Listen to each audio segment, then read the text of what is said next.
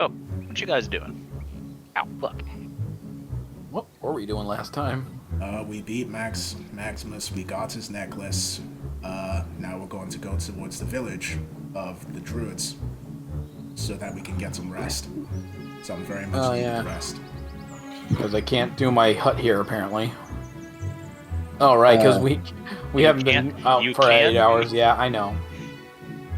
I already know why. Just annoying.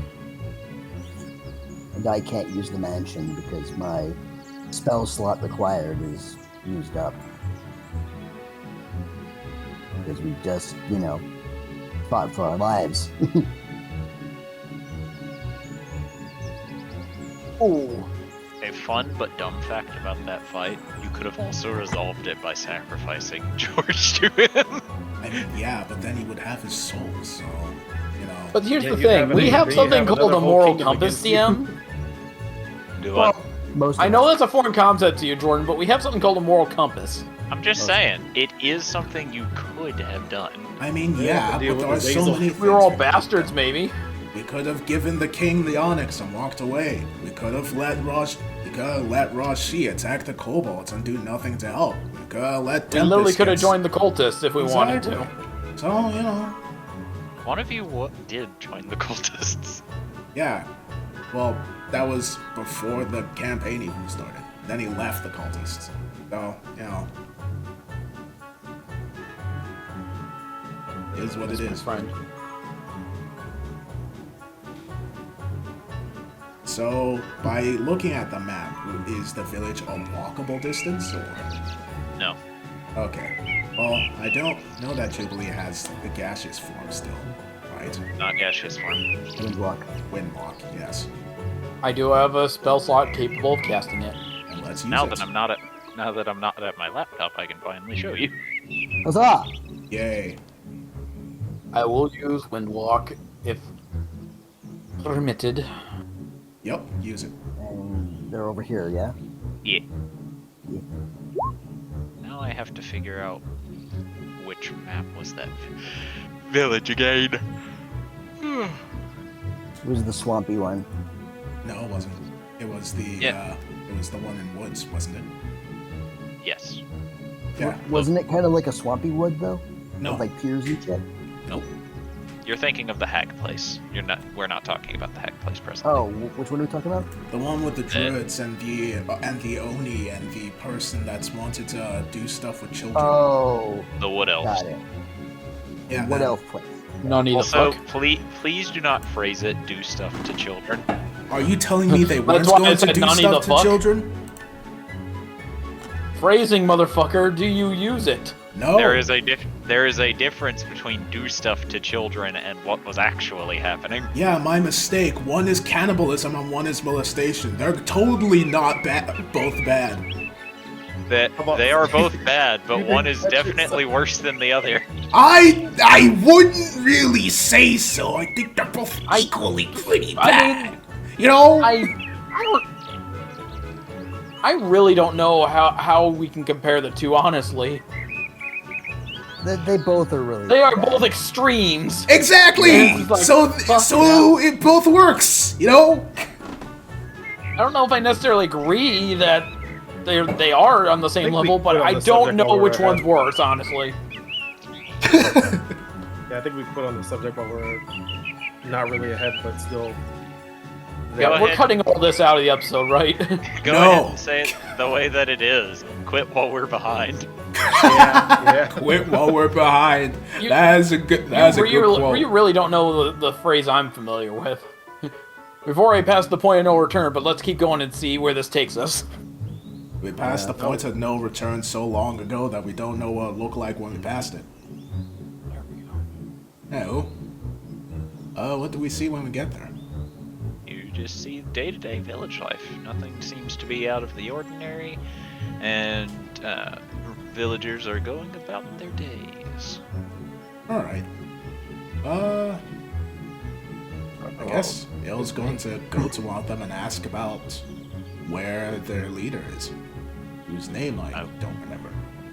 I would assume that he is in his home. It's been a while since I've been here. Can you point it out to me again? Roll a persuasion check. What? Why? What do... Okay. Peace. Why do I need to roll a persuasion check? Because you don't remember.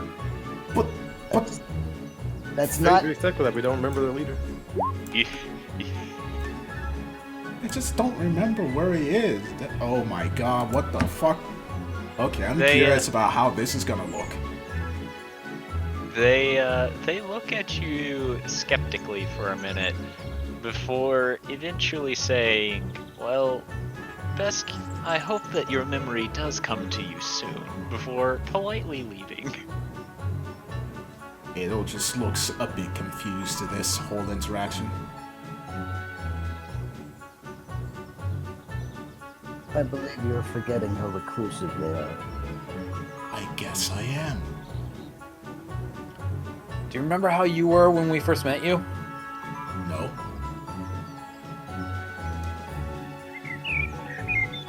You know what? Maybe that's for the best. Well, I was just gonna start heading towards the house that I think they were allowed to be in, which I think was over. Oh god. We're gonna just start knocking on doors. Hello? Hello? No, Adel's just gone to go Do to you the house. wait? You don't remember which house we live in? No, I think it's this way. You know, I'm just gonna let her keep going until they give up. So is that the house that they were allowed to stay in? Or 5 minutes later. I've never seen your ping, so I don't know what you're talking about. it's just where I put She's the over here. Still not seeing any pings. I'm pinging her right now. I know where Adel is, but I don't... Oh. Yeah, it's Adel talking. Wait a minute. Wait, what? There's two of them. What yeah, the that fuck? that was Why the problem. is There we there go. two of I them? fixed it. None of the fuck. Alright. Imposter Adel is gone. Okay, she went here first. Bruh. Wait, No. where is... Oh, You're back at the group. There was a second you. You started here. here. I think the DM said no, right? You walk up to the giant tree and see canopies above it, with wood elves walking through the tree. The trees on bridges. However, this does not tickle your memory as somewhere that you used to stay in. Can I just roll a history so I remember? Sure. At this point, it's about pride for him, apparently.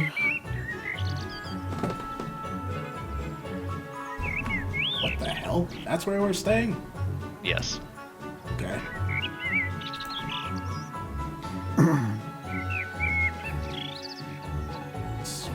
I remember it being different, actually. Yeah, me too. Well, Elle's gonna walk in and see if her counterpart is there. Let's see.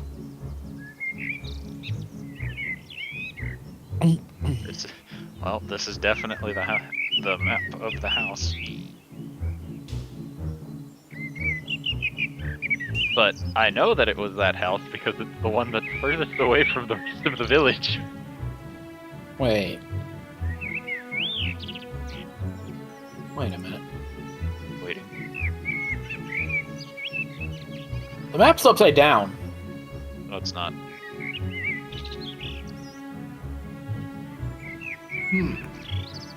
Yeah, because I remember the main part of the village being on the north. Hold on. Let me see. Because one of our famous context moments was here, so I can tell if it is. Something doesn't... Yeah, just something does not feel right here. Let's see. If I flip the map, it should be in the spot where we thought it was, though. Also, I thought it was this one, but down here.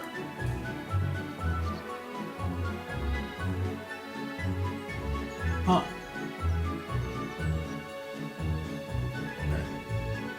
Did we Mandela affect ourselves? You did. Maybe.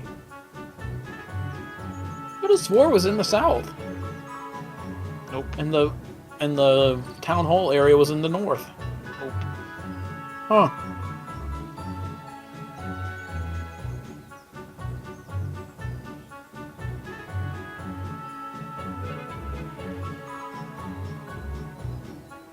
Oh, our half-orc friend's still here. Yeah, Oh, good wait. old Zardak. There we go.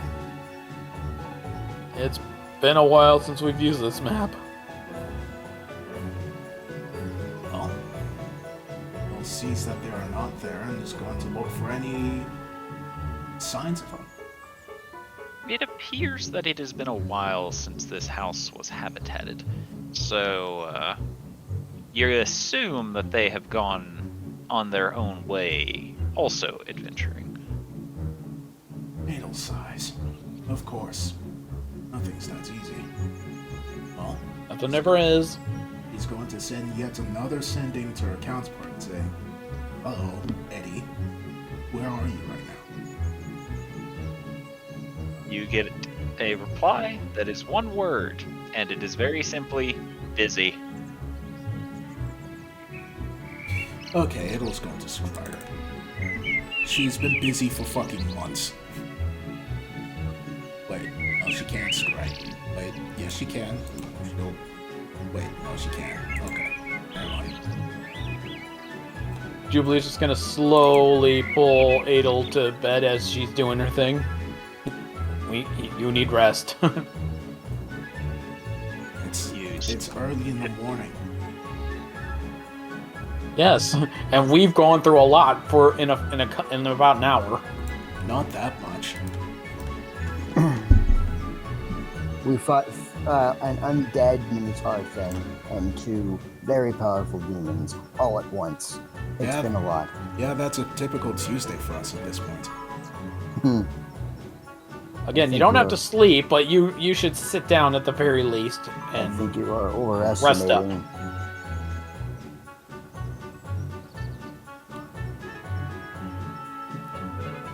Leading you to bed corner for you to sit down while you do your spell. Well, she can do it because she ain't got her spell slots. But in bed she goes. Just I mean, you don't have to lay down, but you know. She is sitting. She just looks a bit annoyed at the situation. There we go. Yeah. Yeah, from the looks of things, again, it looks like they left on their own accord, so at least we can take comfort in the least that it wasn't against their will. I suppose. No idea what they're up to, though.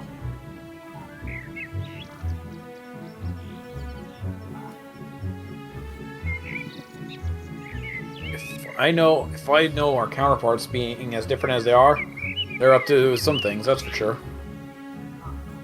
Clearly.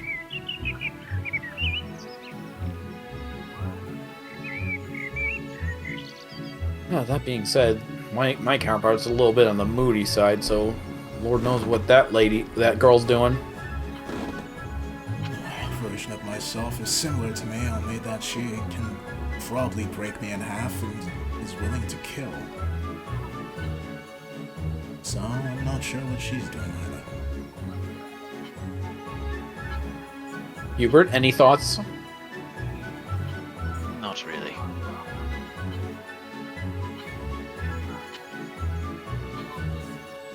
That's why the next time you contact her, if she says busy doing something, and the second voice says I'm something.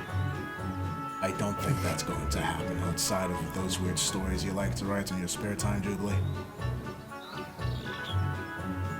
What can I say? I get inspired a lot. Apparently so.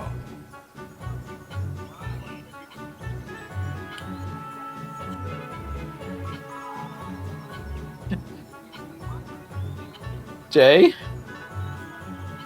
Sorry, what's up? You're can hear your listening music, to brother. Alright. Oh, that's coming from not me. Thorgrim. Wait, What? Matt? We hear your music. Sorry, we kind of made a pretty bad assumption. Sorry, was my bad. sorry, Jay. No, I did a bad. I admit, I did a bad. That's my bad, dude. I didn't even check Discord, so I was just going with what Chaos said. Neither did I, and that apparently was the problem. Yep. And that's a pretty bad assumption. Sorry, brother. All right, Right. time to make an apology video. I can't help it. The fucking that latest game has really terrible music. What game is that? You know which game? I The don't. one that just came out? Dragon's Dogma 2? No, the wrestling one. Can't help it. It's awful music. So, Okay, there's so many things to process with that. One, so did you really think Dragon's Dogma had a rap in it? it did actually. In the Wait, the really? original version of Dragon's Dogma had a rock rap intro, and that got removed because of copyright. So it wouldn't surprise me if Dragon's Dogma 2 had it. Okay, fair enough. And two, did you just pull an old man, Matt? No. Well, I mean, I am. Kids but- and your hip hop music? Yeah. Well, I mean, it sucks. So. I also don't like rap, so I like rap. No. I mean, I'm not a fan of it either, but Not the newer like, stuff. damn. Well, But not anyway, typically. enough getting off topic. Yes. Yeah. Sorry. I guess while Adel's sitting, she'll look to Hubert.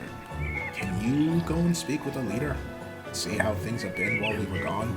Maybe he'll know where our counterparts went. I can, I suppose. Thanks. Just try not to do anything I would disapprove of. Like, Threatening, killing, being rude, breaking the laws. You know, all the things you like, Hubert. Making anyone uncomfortable. my existence. that last makes one's people impossible. uncomfortable. Well, that's people's issue.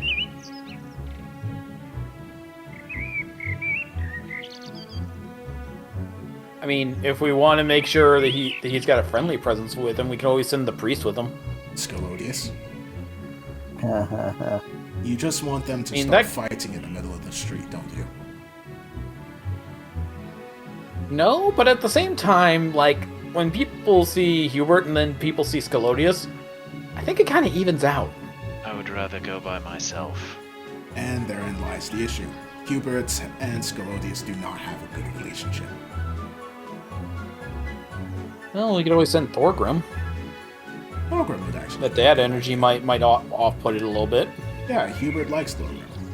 Pilgrim kind of like looks up and goes, "Eh?" From the bar, apparently. Well, I Three of mean, us are where in else our do you room. think he would be?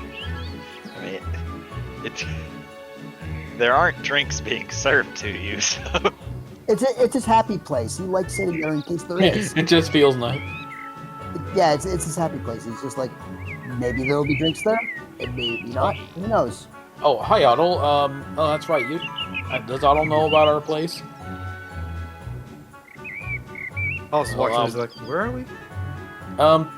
This is kind of our home. Welcome This to our is a- room. this is a city of wood elves that gave us this home in exchange for assisting them way back. Adel's place.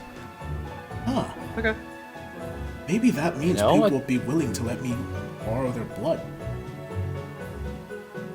To be honest, I didn't know you. They don't Adol, know. And I asked you, and you asked me to borrow my blood. I probably would avoid you at any moment I saw you. Well, there was that one time people tried to take my blood, and I said yes. Though they didn't. Unlike me, they refused to say what it was for. And therein lies the issue. I explained what it's for plenty. That's still not really the reason. You could also just be lying to them. They know I'm not a liar. I was very Okay. truthful the last time I was here. I think you're missing the point. Okay, what is the point? That's not normal. He just points at Otto. Adel just raises an eyebrow. There are many things about all of us which are not normal. even from just a cursory glance. Exactly. And we everyone really else is different. We also really need to keep in mind that while we're not normal, we should try to look as normal as possible sometimes. Yes. With the civilians who are not used to our abnormal. My mistake. The drow that is not trying to kill everyone, the drow that constantly looks like he might kill everyone, the tiefling that is dressed in half-translucent clothing, the sentient goblin with lots of hats and lots of weapons, the priest dragonborn, the one-armed dwarf with a mechanical arm, the mechanical robot. I have both hands. Adel one smaller than the other. Adel points to your tiny stub of a hand. My mistake. The one dwarf with one normal arm and the one with the tiny arm. The mechanical robot. The wizard with a giant electric staff. And George. I don't have it anymore. Sorry. The wizard and George. George. And that guy. George just sneezes at the table. It's weird that 3 of those people are actually semi-normal. Dragonborn have not been are one of the rarest creatures on this place. I don't think any of us count as normal in any sense of the word. I think she means probably like George and LV. Oh yeah, George is completely fine. Yeah, I meant LV too. I like to think I am quite normal, thank you. How are all y'all here? Are you guys all listening from our bedroom door or something? Otto will point at the open door. Well, we're not exactly being quiet, Jubilee. Or subtle. Jubilee just kind of looks up, thinks, and just shrugs like, that's a good point. Subtlety is not your strong suit, my dear. Besides, you usually are so loud in this room that everyone can hear you anyway. Otto will then raise his hand and be like, can I go explore the city then? We can't see your hand from here, Otto, but yes, go ahead. He's right next to me. I'm in the same room as you. Oh. Adel. He's literally right next to me. Never mind. I know he's short, but come on, Adel. Okay, sorry, so she's stuck in my head. She's clearly more tired than we thought she was. I am not more tired. Why do you think I brought her in here? She stands. I am plenty and raring to go, she says, despite trying to stand and still being sitting. Then she looks down at herself. That's does a light breeze and sees how fast she gets knocked over. And knocked over she is. I'm perfectly fine, bud. Completely fine. And you need a lot of rest. The point... I've been sitting on this chair this whole time, and I don't know if I'm actually going to get up from it. It's not like I've used up most of my energy in 2 days in a row. Then she ponders. Oh wait, I did. We both did. That might explain why. Why do you think I knew you needed rest? Because I need rest. Well, you're usually trying to get me to rest. If it's any consolation, I think what we went through this morning could have been a lot worse. We could have been fighting an entire kingdom. Oh my... Adel raises an eyebrow. Did Hubert come to a realization about something? No, I realized how Pinterest is working with its posts that you can't see the bottom of. Oh. So you have to get the scroll bar all the way down to make it go down for the comic. But whenever you get it all the way down, it loads more shit, which then causes the comic to shoot up until you get to the... Oh my god, this update sucks! Anyways. Sorry. Sorry, I thought it was game related. No. Even the DM is distracted. Well, I'm distracted because I'm looking for tokens for NPCs, so I should be distracted. So, I think, Otto, if you want to explore, that's fine. Just be very mindful of the people. Maybe take someone with you. Hubert could go with you. Yeah, that could work.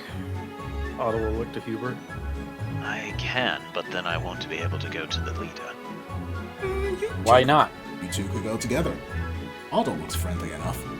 Because if Otto wants to explore, I don't want to bog him down by leading him somewhere boring. I don't mind. Hubert will look to Otto and then look back and say, I will not take him somewhere boring. Aww. Look at you trying to spoil Otto. I genuinely don't mind. It's a new place. I'm probably just gonna be interested in anything I see here anyway. I'm aware. However, I would rather you explore than be bogged down by the hour walk to the place, the wait until we can see the leader, the talk with the leader, and then the hour walk back as I have to report my findings. You can report your It's findings. either that or you take the Dragonborn with you. I could go. Well, technically, I'd be exploring going on that 1 hour walk with you. I'd be exploring the home that he's in that we're going to. Then after you're done, I can just go explore after that, and you can just go and report your findings. Or you can just report your findings once he's done exploring.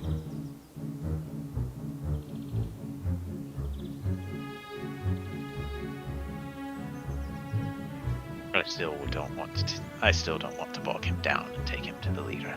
Weren't you the one that was being annoyed at people not wanting to do something for the sake of others, even though those others wanted them to do that something? No. Well, either way, go do it. I think it's an order at this point.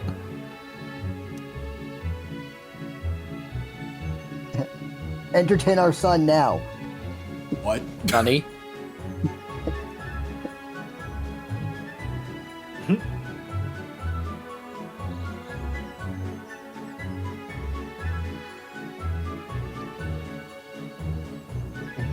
Now I just need to figure out if Thorgrim said that or did Elvie say that. No, Matt said that.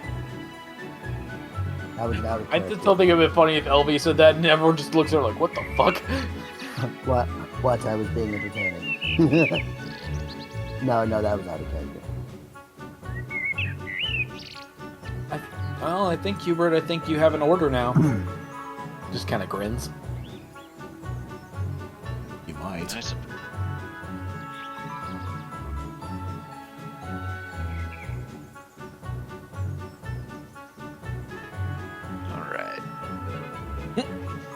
Hubert will look to you, Otto, and motion you to lead the way for your exploration. Oh, okay. Otto will start heading out. I'm imagining Hubert doing the eye roll and going, very well. Jubilee just turns to Adel once Hubert leaves. I think we are in serious trouble when he gets back. Nah. Maybe you. Well, since you've got the seniority, probably. Hubert makes it outside with Otto. So are we going to the leader? No, she simply told me to get it done, not when to get it done.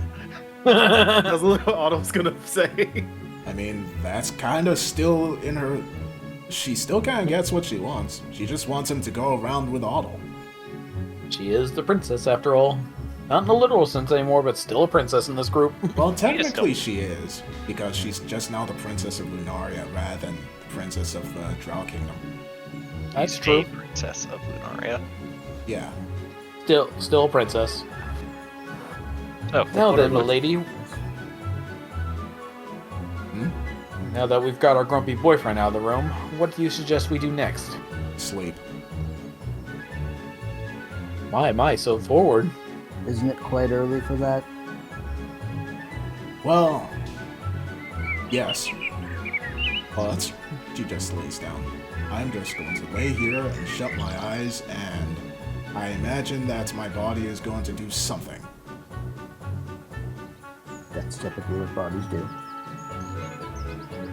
I think I shall rest too, and on the off chance, if you need anything, just let me know and I'll go retrieve it. Very well. Meanwhile, what's everyone else doing before we go to the La Village? He's just going to start trying to train on how to use the halberd. Okay. Roll in athletics. Alright, Beastie, let's see what you get.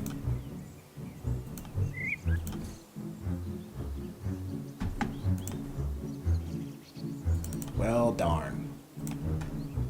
So, all of you who are currently in the building will see Beastie very, very sloppily trying to figure out how to use a halberd in the same room as you all. Thorgrim's gonna walk over. Be like, no. Why? No. Why? You're We doing do it that wrong. outside. You're doing it wrong. First of all, you gotta hold it like this. Grip the halberd the proper way. Then you gotta do this. And then Thorgrim, as you grip it, you realize that it is much bigger than a halberd you have ever used, and you find that it is very cumbersome. Yeah, this is it's not built for people like us. We're a little small for this one. Beastie huffs. So? I mean, sure, you got your sword that could become a big sword, but this is like a really big stick. So it's a little heavy and a little unwieldy, and Beastie just scoffs and folds her arms. look at you, you're pouting like a child. Me thoughts you strong, but me forget that you are man. She then takes the halberd back. Me spend many nights with Zardak, so me used to using things like that. Yeah, clearly. Watching you fumble around, you're totally useful with it. She glares. You take that back, dwarf.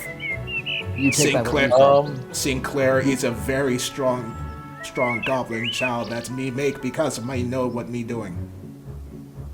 I wasn't talking about Sinclair, I was talking about you. Yeah, you talking about me being able to use things like that. Sinclair is me making things like that. What? No. it's Question. Yes. How does wielding a weapon that size have to do with making Sinclair? not. Exactly. There's nothing to do with it. What are you talking about? She pauses for a moment and then just grins. Ha ha ha ha. It's weird me know things that you two do not. Yes, because you both men. Skillet is just saying because he doesn't get the euphemism. I think she's making a dick joke. Skillet thinks about it for a moment. I don't get it. Yeah. Like eyes to go two different directions. We're Yeah, not the priest. Again, I play Scalodius the complete opposite of Jubilee, so when it comes to sexual things, he has no clue. We're not priest. You will understand when you're older. Thorgrim's gonna walk over to Scalodius. I'm older than you. Thorgrim's gonna walk over to Scalodius, get real close, put his hand in the shape of like an O, and then puts his other hand, like 2 fingers out, and just goes, Get it? No, I want to try and see if Scalodius actually picks up on it or not. Intelligence? Intelligence check, go. I think that 14's good enough. I don't know why I rolled at advantage either, but... Oh. Now you get it. That's considered a weapon? I mean, to some people.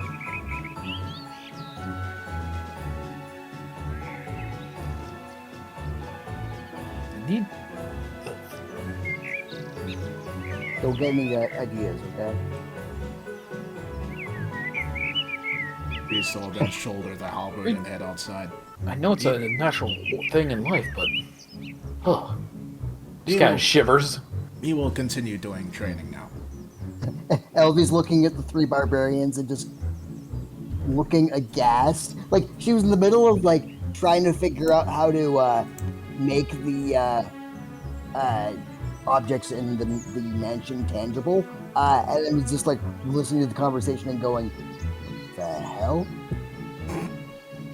Skillet just kind of turns and looks at LV. Is that normal? I don't know. I don't... I mean, I know it's used for procreation, but it's like, is it... I don't see the appeal. I'm gonna go over here now. Watches her leave. Looks back at Thorgrim. Was it something I said? I think it's something we all said, dude. Poor Sclodius is like, am I too straight to get this joke? Yeah. No, it's not. He is. I think at this point I've made Scalorius an ace. At this point, Yeah. he has Go no ace. interest in the bodily flesh, as it were. The Yeah. coitus. Yeah, but anytime he tries to understand it, it just makes him confused. Eh, Like, I know how it works, but that's about it. I'm not interested in it. eh. It's not because I'm against children or anything, because, of course, I try to raise orphans.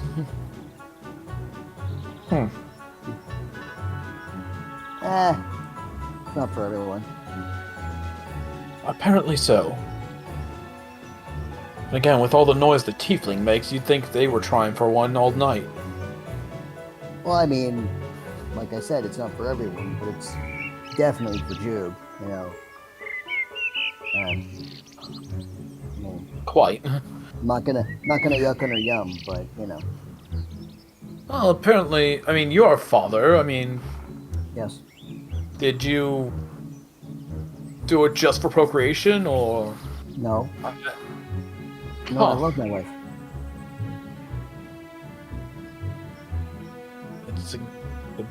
Is it an expression? You see him actually like going into like a self-philosophical thing right now. He's like actually thinking about it. Why don't we come over here? Why don't we come over here? And Thornton will just pat the spot next to him. Okay. Come sit down. It's a little bit late. It's a little bit late in your life to, you know, have this talk, but have you heard of the birds and the bees? Again, I understand how the act works. I know. I'm not. Do you understand why it works? Again, it's just that I don't get the appeal of it. And that's fine. There are many ways to express how you love someone, and some of them involve being a little passionate. But love is love, right? I suppose. Again, I'm not gonna. Again, I do not have those feelings, but I will not shame anyone for having them as long as they are, again, two or more, apparently. As long as everyone's a happy and willing individual. Exactly. You get it. Like, the reason that I had 2 children with my wife, and I did, you know, that twice was, well, actually multiple times, but it's an expression of, hey, I like you, you're great, let's start a family. And people express how they love in many different ways, you know, family, friends, lovers, things like that.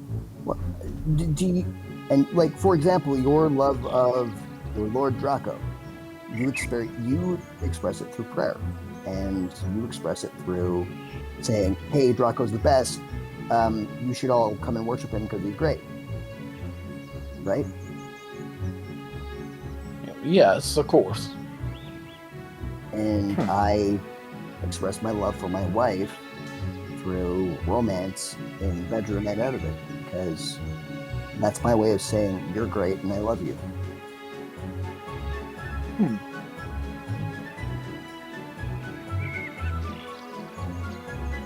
I suppose that makes sense.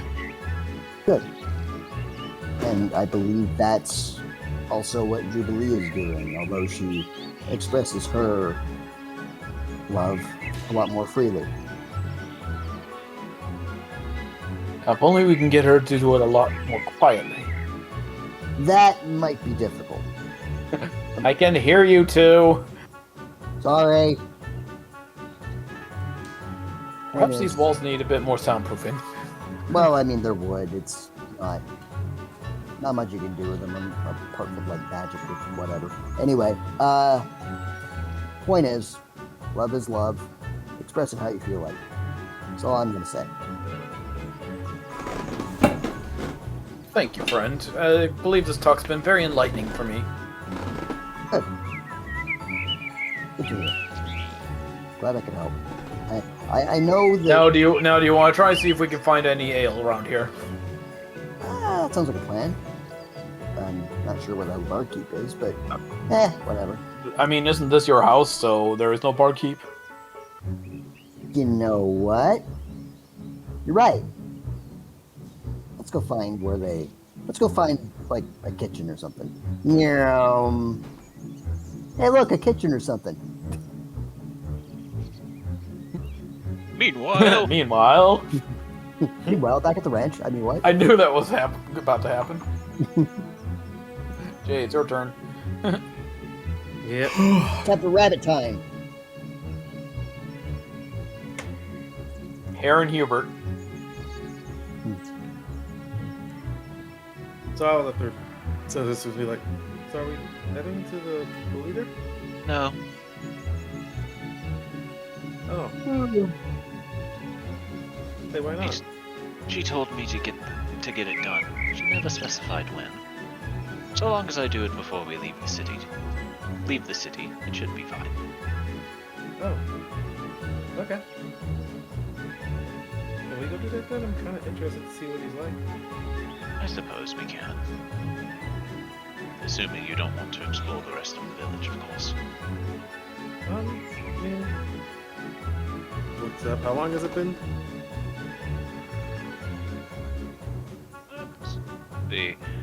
So, the fight didn't take long and occurred at around 8 in the morning, so it's around probably 10 now.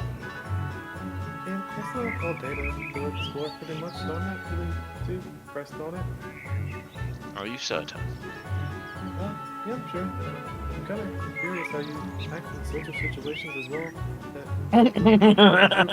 Oh no. Oh boy. This is gonna be interesting. This will go swimmingly. One mess. What happened? My social anxiety got the best of me.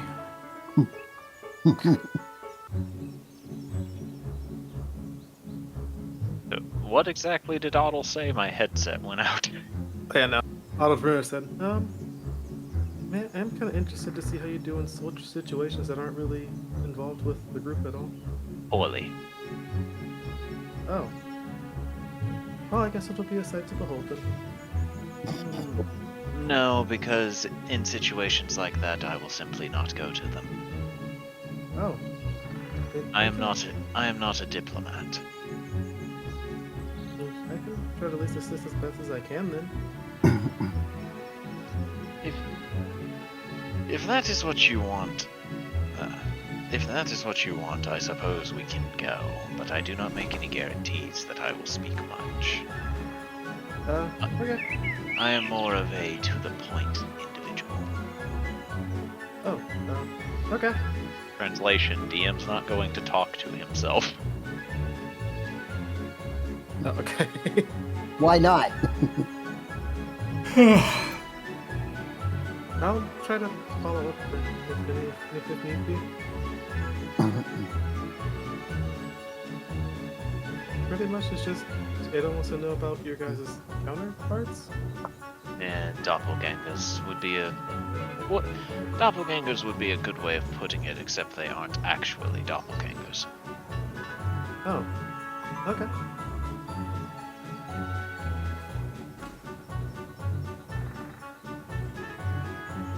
Yeah, I'm gonna try to help with that. I think I can do that.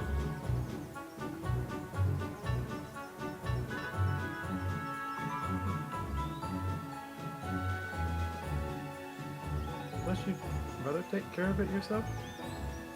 I would rather not go at all. Oh.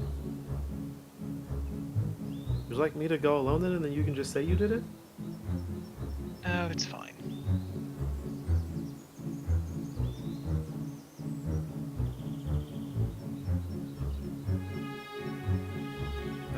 Okay. And then he'll start walking off.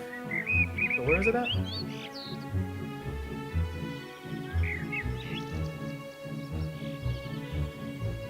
Hubert will then begin leading the way.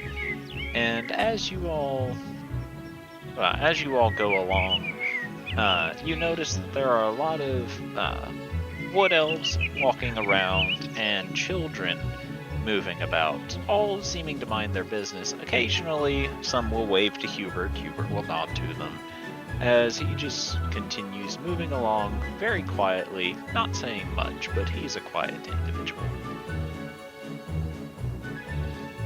So how did you and Edelsorte come to be, I guess, together? Well, I was employed by her mother and given to her as a gift. Oh. So, how long have you been, like, employed by her then? Since my birth. Since your birth? Yes. My mother traded me to Lady Mastraza when I was but an infant. I don't remember her. Huh. Wait, but how would you have been able to be employed at birth then?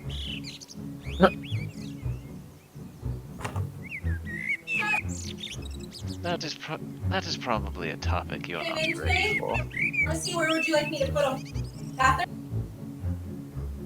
Oh, okay.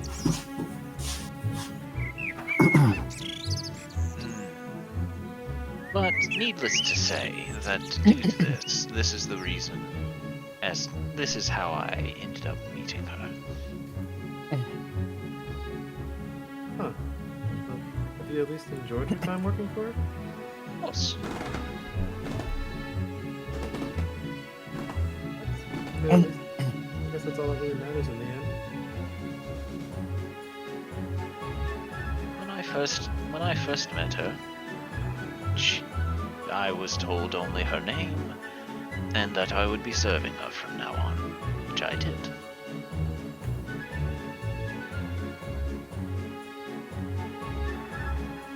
Huh. More. No, just really expecting. Yeah, I thought you guys just like met together as adventurers and decided to stay together. That's how we ended up with the others in the group, but not myself and Lady Adelsade.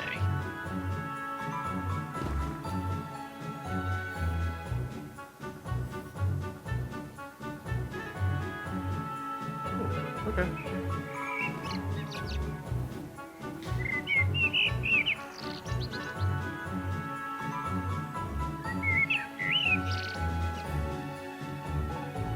Did you end up getting separated from where you live, though, Waddle?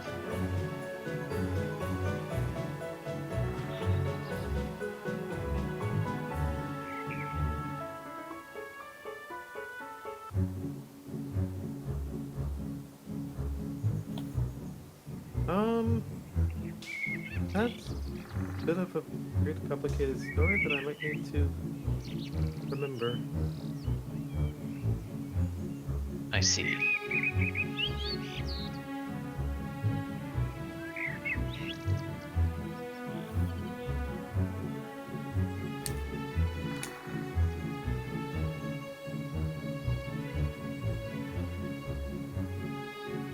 Well, nevertheless, you're with a group of people who want what's best for you now.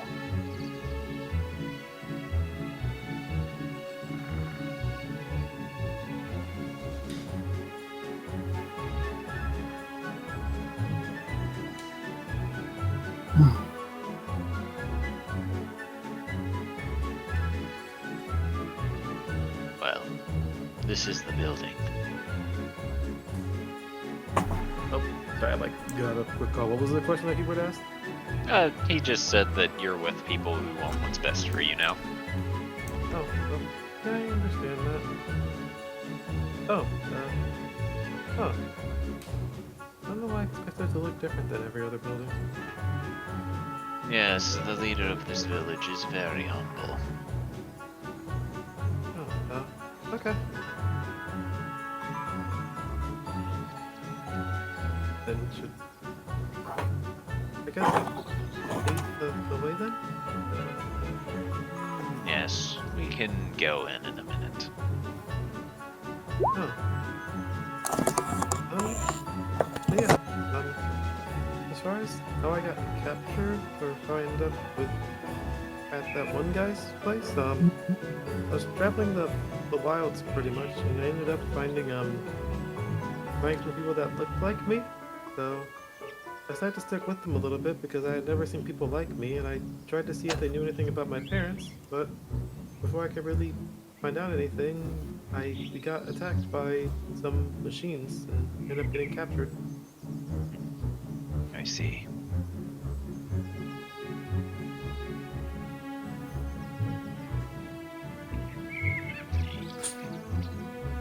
Yes, I have a feeling that he had captured you all to convert you into machines himself. Oh. So then look over to Hoppy. Hoppy will look back at you. Not sure how that would have worked out. Probably very poorly for you. Yeah, I feel imagine so. I personally wouldn't like to be a machine, but I'm sure it's a very fun experience. Hoppy just stares at you.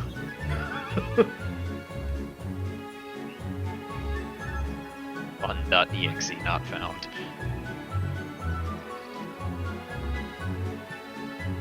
Okay, I guess the more better term would be intriguing experience. I don't know how you feel, Hoppy. Hoppy continues to simply stare at you. I really need to get you a voice box, or finish your voice box.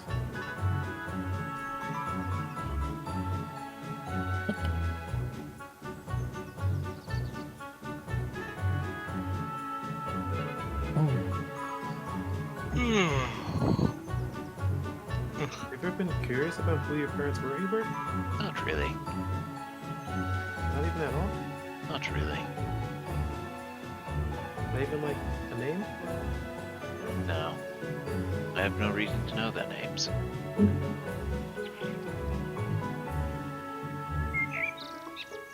I feel like everyone deserves to know who or where they came from, at least.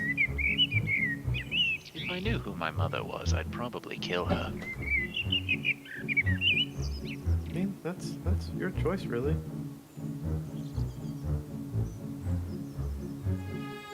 I don't really know what I would do to my parents if I ever met them, or what I would even say.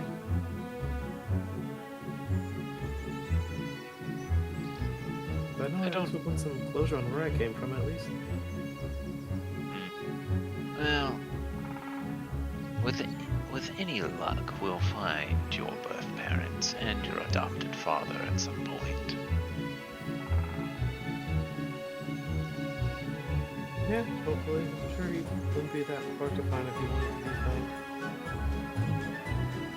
Yeah. Sure, I probably wouldn't have much trouble finding him either. Well, you say that, you make it seem as if he is an extravagant fellow. Well, yeah, he's extremely smart and pretty gifted with everything. He made this staff for me and everything, too. I see.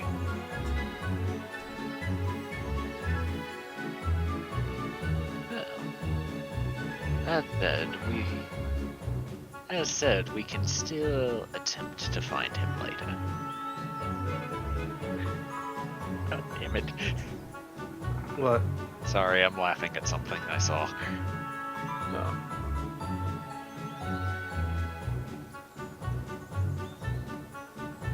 In any case, I suppose I need to go and ask questions to the leader. Okay. Do you want to wait out here?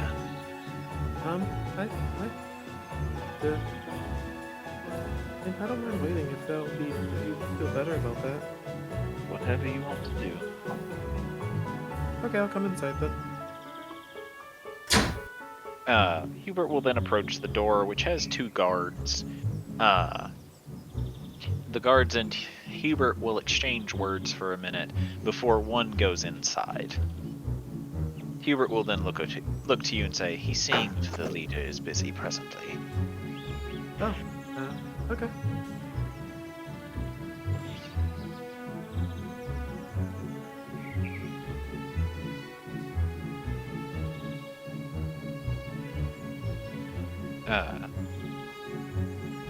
Eventually the guard returns and says, "I'm sorry, but he's currently in a meeting." And Hubert says, "Well, I tried. Anyway." Oh no. Anyways. Oh. Huh. Okay.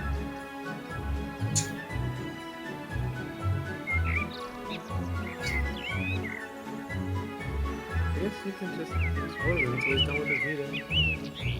There's the chance he'll probably be busy for the rest of the evening or the day. There's no telling, but quite frankly, I'd probably want to be coming back to check it out. Oh. Okay.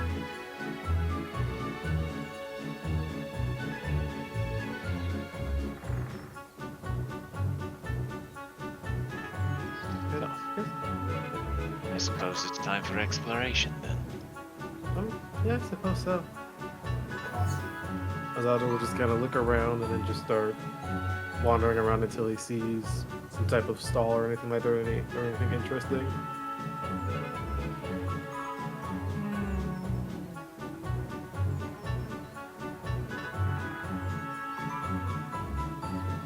Yeah. Unfortunately, there doesn't appear to be any types of stall out and about. Just people meandering, going about their daily business and whatnot.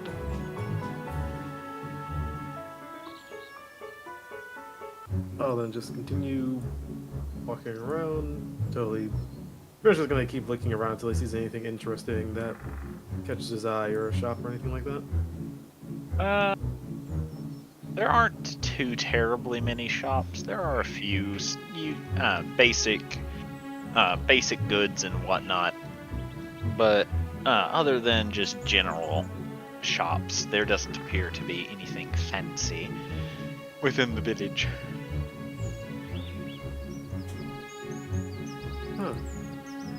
This place seems kind of boring. What do you guys even have to do to help here? We killed a Wendigo. Huh? Oh, wait, we didn't kill it. We beat a Wendigo. Oh.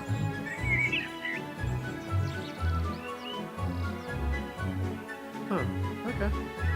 I guess it's good that it's not really has all that much going on. At least that part is nice, safe, and peaceful.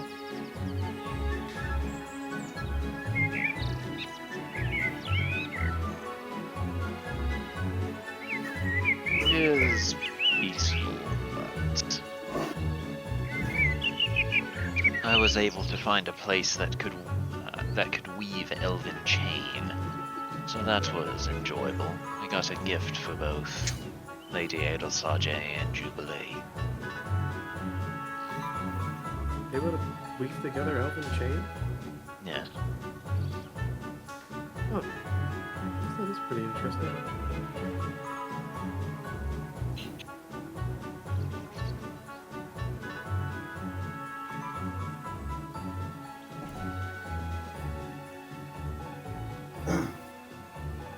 He'll probably just stop inside like a little place that he might assume is a town square, and then we'll kind of just relax and just look around at people going about their business. It seems to be a mingling point of sorts. People are stopping to converse with one another there. Occasionally some will nod to Hubert, but other than that, they seem to leave you alone for the time being.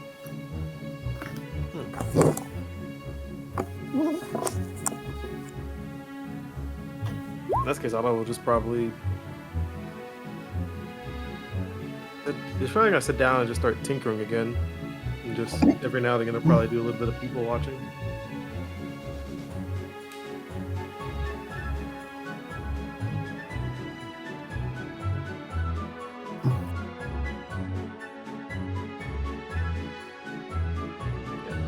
Probably gonna do that for a little bit just to kind of get a feel for the type of people around or anything like that. Well, from what you can tell, these are obviously people who thrive within nature. You see a lot of what you presume to be druids in training. You see a lot of what you would consider to be rangers, and a lot of people are taking care not to tread on what appear to be saplings, and trying to make sure that they grow to be big, vibrant plants in the future.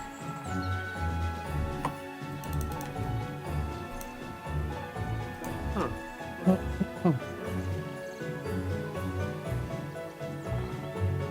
To do that, Otto will just think to himself for a second. And then he'll tap on his forehead, or tap on his head a little bit, thinking again, and then eventually he's gonna say, screw it. And then he's just gonna cast Detect Magic on himself and keep looking around. You don't see anything too magical. Everything here appears to be of a natural growth. Maybe magic was involved to make them grow as large as some of the trees are, but the trees in and of themselves are not innately magic. That's interesting. What is? There's nothing here is really all that magical at all. Druids and druidy people have a tendency to enjoy nature, meaning they'll use magic and nature magic to make things grow, but once they can sustain themselves, they don't get that involved in it anymore. Whereas wizarding kind, and even you, focus more on the arcane. You have to study your magic. Technically comes from two different sources. Oh. Interesting. There's arcane magic, druidic magic, and divine magic. Which one are you? If we were to put a label on mine, it would technically be divine. Oh, I didn't think you're someone who kind of has worship or anything like that. No, it's not worship. My powers come from the oath I swore. Being a paladin, the oath that I have is what binds my power, and it is considered, while I don't get my power from a divine standpoint, it is considered to be divine for the purposes of categorizing magic. Huh. Okay.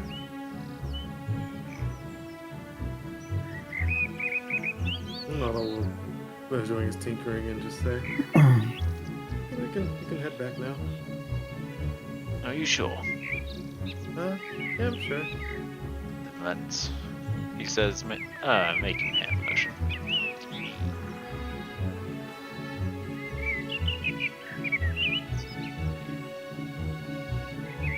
And he will get back to you guys.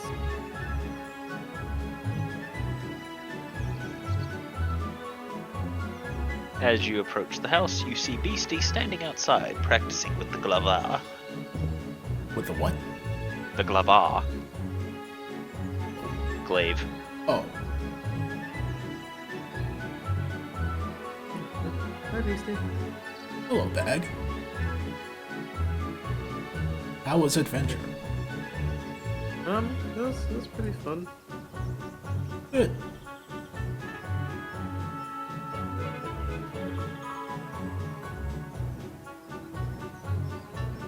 How's training been going? It's going okay. Me learning how to use Mac's weapon. Huh. Okay. She nods and rests it against her shoulders. He like me, Right. he warrior. And she looks to the blade. Me will call it Max. Huh. Okay. Also, I think I might have thought of a way to help you, use that, Oh? or be more comfortable using it. It would be a short span of time, but it might be helpful if you ever get into a situation where it might be needed. She just like tilts her head one way, tilts her head the other, and then shakes her head. No. If me want to use this, me must earn being able to use it. Oh, no, I don't mean, like, well, I guess it should be, it's not really a way to help you use it, but more or less a way to make it more, I guess, impactful? Oh, then yes, sure. Okay, I just want to see how well it works like this. And he'll plug up the beastie, place his hand on her shoulder, and is going to cast Enlarge. Oh, Beastie, you are now a medium-sized creature. damn. Beastie looks like instinctively looks up, sees. Wait, how tall would she be? Like as a goblin, she's around 3 foot. So is she 6 foot now? No, you'd probably be the same size as Thorgrim. Oh. It- How tall is Thorgrim? He's like 4.5. Oh. Oh. You might be a little taller than Thorgrim, then. Oh god. Beastie will look down at Otto and be like, wow. Me tall. Otto will look, not seeing it be much of a change, just be, yeah, totally. Me like a whole two bigger. It's like me standing on me own shoulders.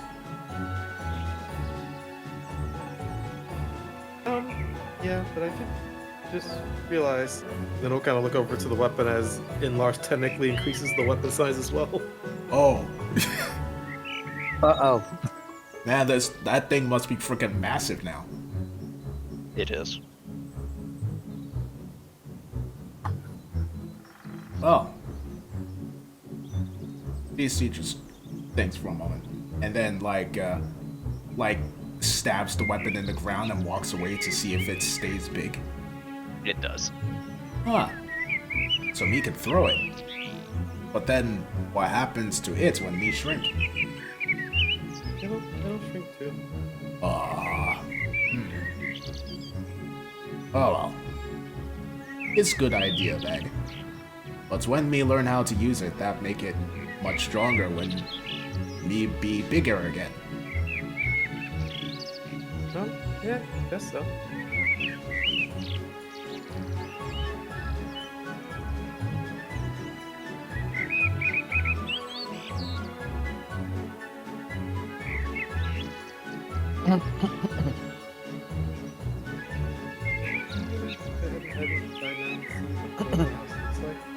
Okay.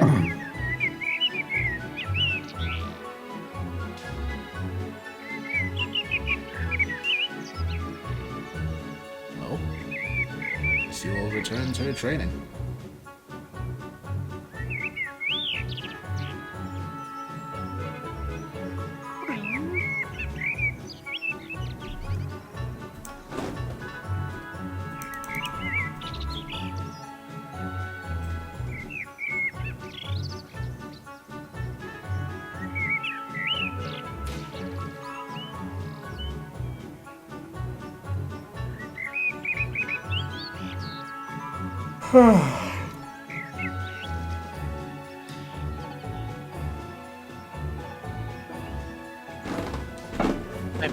I'm back.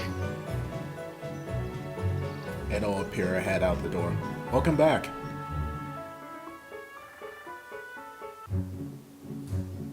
How did it go? He was busy. I was unable to talk to him. How oddly convenient for you. Very, isn't it? You wouldn't have happened to Anyhow. do something to make him busy, did you? No. Very well.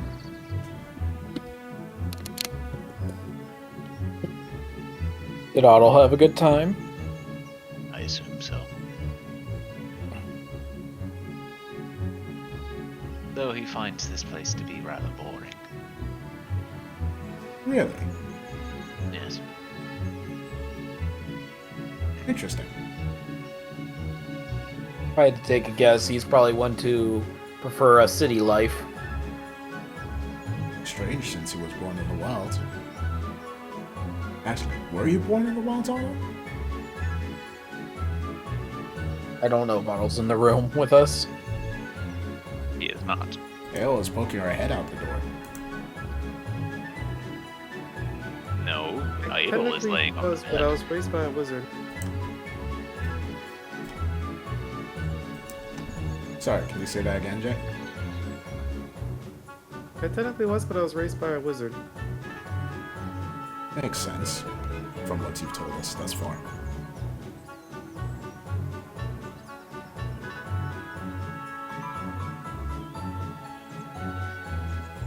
Honestly, I'm kind of neutral on the city or on the country.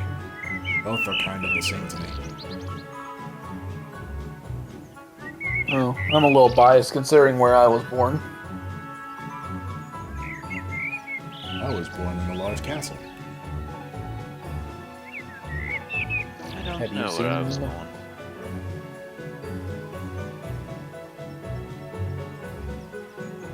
That is really sad. There's a lot about his childhood that he does not know. Unfortunately. That is also sad. I agree. He does not. He doesn't find anything sad. That is not true.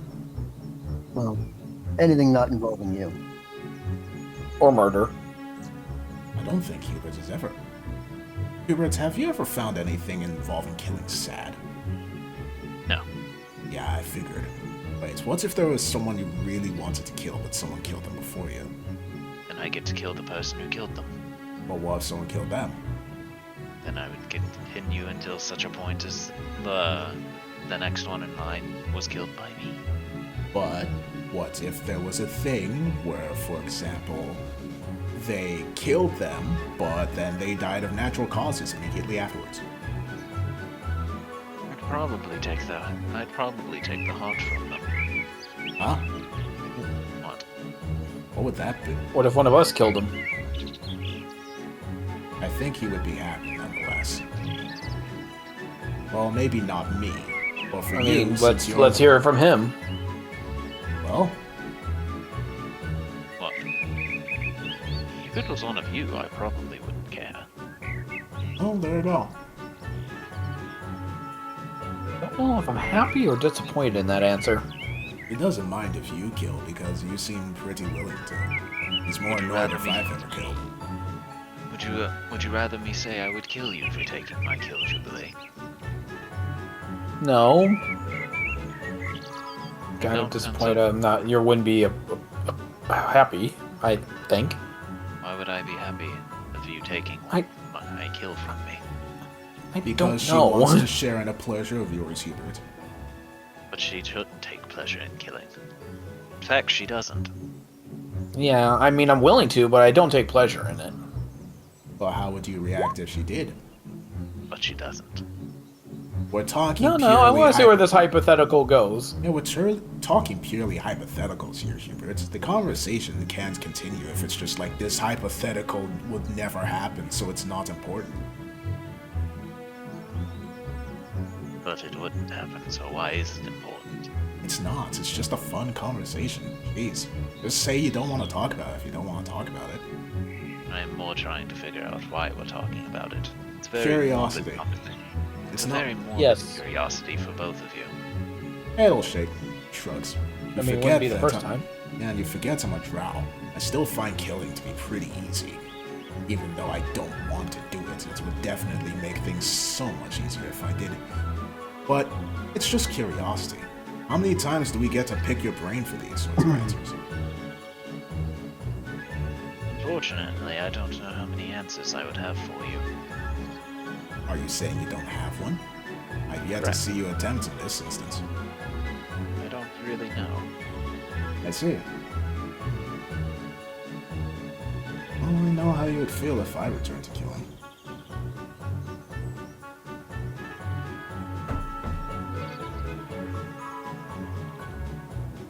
Do we, actually? Yeah. He said it a few times. He doesn't want me to return that way, because that's not what I want. At least, not my current self. If I never had my change of heart, then our relationship would very much be the same as it is now, I imagine. Kind of makes me scared to see how I would fit in that equation. Or even if I would be alive. That is a good question. Well, your previous self was just a mafia assassin, so Hubert most likely would have vetted you beforehand, and if he saw you to be a threat to me, then he would have had you killed, and I would have been completely fine with it. Or we would have attempted to manipulate you to use you and your family to our own agenda. And perhaps if I had a liking to you, I might have used you as a tool on a more permanent basis.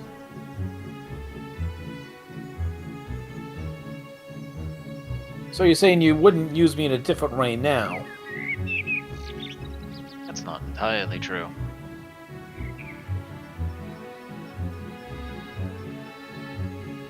It'll answer the question. Well, what do you mean by use you in a different way now? Just smirks, eyebrow wiggle. Adel just groans and rolls her eyes. No, I would not use you in the way that you are thinking. Oh, spoil sport. I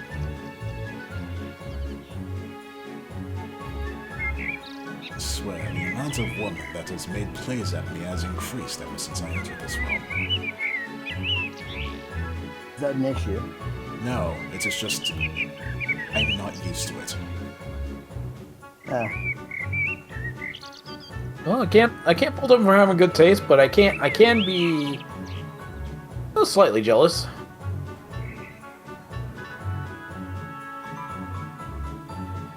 I don't know, Hubert, do you find jealousy in others besides me making a pass at Adel? Not really. Right, because they're probably 6 feet under by now. Why would I be jealous of people coveting a prize they can't have? Smooth. Well played, sir. I cannot believe I just heard Hubert flirt. Hubert does flirt. You just hear Dragonborn retching in the other room. Oh god, what is Thorgrim saying to him? I can still hear them. So when the mommy dwarf and the daddy dwarf... Oh god, poor George has been listening to that whole thing. George is gonna be focused on something else. Oh, luckily He's for been him... ignoring everybody. Yeah, Thorgrim's doing the whole birds and the beads thing, whether Scalodius likes it or not. Please, I Anytime know they how it approach him, works, he but just I've had leaves. enough.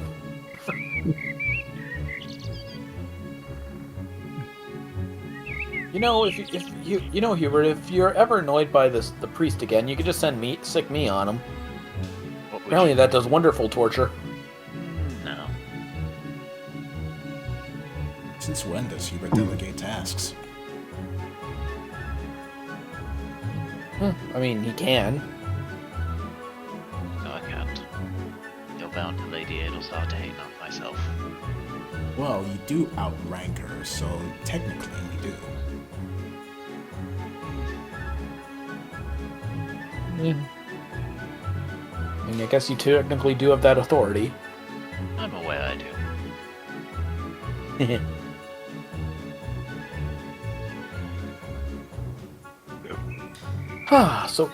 So what is our next move anyway, Adel? Well, we have two options. We can go after the Paladin, or we can go back to the Drow Templars tomorrow. I think we should go after the Paladin for George. I agree. Yeah, Plus, we the Paladin were is tasked with that also- originally. The Templars aren't going anywhere. Theoretically. Famous jinxing words. Exactly. For all we know, they could be all eradicated tomorrow. Well, the Paladin could also be moving a wave and becoming stronger tomorrow, too. Indeed. So we never know unless we try. Yup. So we all get some rest, get some R&R, and get on our way. Yes. Yes. Though I do believe it is still quite early, is it not? Ada will look out the window. It is about noon at this point. Oh. Ada is going to I didn't say quickly get her clock, pocket watch, and tune it to noon in size. This is completely inaccurate, but at least it's something. Have you ever heard of this thing called daylight savings? What in the 7 hex are No. It's a story of a group of adventurers having to go save daylight during the winter hours. This is silly. They kept having to switch their internal clocks 1 hour forward and then 1 hour back. That sounds Ridiculous. nightmarish. It is absolutely horrific. Oh, so inefficient too. Like, how does that help anything? I don't know. You It's a re- horror. Yeah, it sounds like it doesn't. It sounds more like the gods are playing a trick. Looks to camera. It is indeed a horror story, in case you didn't know. So how does it end? Oh, it Everyone, ends up being a cycle. In the spring they free the spirit of time, but then the creature always comes back in the winter. yes. Reminds me of that horrible story about that man that cheated death and has to roll a boulder up a mountain for the rest of the time. Oh, yes, that one. One of my personal favorites. Well, I'll leave you two to have some fun if you want. I'm gonna go fetch some nice ingredients for food for us. Very well. I got a feeling the house needs some restocking at least. Well, I come with you. Yes. We shall head out. Have fun, Hubert. Have fun, Adel. Elle just sighs as she watches her go and is like, I think she vastly overestimates. She pauses and looks to Hubert. Unless you're planning something? I am not aware if I'm planning something. Sus. I know this.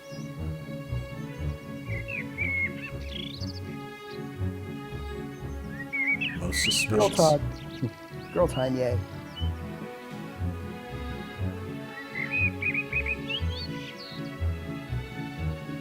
First Adel time, though. I don't think Adel and Hubert are gonna do anything. Adel's just gonna chill. Unless Hubert plans on doing something. Which he may or may not, who knows. DM makes you make a roll. Why? Won't tell you. That wouldn't be the first time, and it wouldn't be the last, neither. Make a performance check. Wait, what? Nani?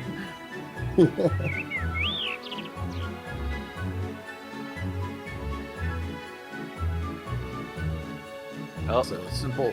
Jaunt to Now- where the market is. now you two come out and see Beastie currently practicing. Ah, Is she getting any better? I doubt it. Debatable. what is her progress? You're not sure. I see. Might want to keep a wide berth then, just in case. Yes, it is a rather large object, and I would rather not get spiked upon the cranium. You see Jubilee's about to say something, then just kind of bites her lip. Nope. Can't. Not doing that around you. That's reserved for Adel. Jubilee, enough with the horny talk, please. Oh, come on. It was funny. Yes, I know. Hair ruffle. Playful hair ruffle. Little tongue stick out. Place to cut back, meh. Eto Blair. They They do the little blip. Anyways, we head to the market. Let's see if we can't find something nice for everyone. Indeed. Oh, it's been a while. We've had the mansion, but it's been a while since we've actually been back at this house. I have been meaning to construct a feast for the group anyway. Oh, splendid idea. As soon as the player remembers where the market is, I'm believing it's in this area. You don't have to actually go to the market. You can Okay, we're just keeping them outside to represent. By the way, Julie, if I may ask you a question. Go ahead. It's a theoretical, as we have been tossing about theoreticals all day. I know this person, and this person is very dear to me, and I was wondering, if I were to give them a gift, what kind of a gift would they particularly like? Well, it depends. Do you know what their interests are? Oh, they seem to be rather fond of spreading merriment wherever they go. I see. They are upbeat, jovial, flirtatious, but amusing. Damn. Imagine getting Hubert a gift. Yeah, I know, right? Oh, don't worry. Hubert's getting a gift. Oh, didn't think you thought of Hubert that way. Says cheekily. Oh, don't worry. He will be getting plenty of gifts. I wish to spoil him as well. He has been through a lot. Yes, he has. But then again, there's a princess back there who could possibly spoil him as well. And I don't mean in my usual weird way. She has a unique position about her where she could spoil him with all the riches in the world should she feel the need to. And yet all he's spoiled by is her attention. Which is apparently all Hubert needs. Which is sometimes all we all need. Is just love and attention. Someone to care for us. Yeah. Sometimes it makes me doubt myself in that relationship, but LB will slip an arm around Jubilee and pull her closer and just say, "Don't doubt yourself." well, I don't think it's that much. And I should explain. I don't doubt our feelings towards each other. I doubt sometimes if I am in the way of Adel. No. I don't doubt that at all. Well, I've seen her get it. Have you seen how insanely jealous she can get? Yes, but she does that less around you. Have you noticed that? Thinks back to the last time Jubilee did something to prove a point and her eyes going full red.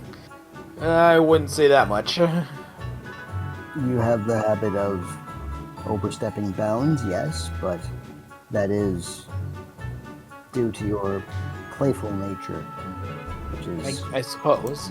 It is not something that... She stops and sort of resets and just goes, "You know how I had that conversation with all of you about wanting to leave because I was returning to who I was? Mm-hmm. Don't mute who you are." You're right. Maybe I'm just overthinking it. You are. But that is fine. We love you. Don't forget that. Thank you, Olby. You are very welcome. Now, I'm thinking something very sweet. What about you? Do you think the others would like something like that, or are most of the boys gonna just want something with meat in it? Well, I know Thorgrim is going to enjoy his usual dwarven meat beer combination. Scalodius doesn't seem to be as crude in his tastes, but that man will pretty much eat anything. yes, he seems to be able to eat anything that is not nailed down to the floor. As does Beastie. Even then, I'm not sure he'd stop. Or Beastie, for that matter. With that man's strength, with their strength, I doubt that. But I do know that at least Egil Sarday has a fondness for the vegetarian. She prefers the vegetables and the fruits, as do I. Oh, of course, and I plan on doing that. And I'm not opposed to meat, but I like mine on the more lighter side of that. Indeed. Got to keep that that dancer figure of yours, right? Nudge, nudge, nudge. Of course.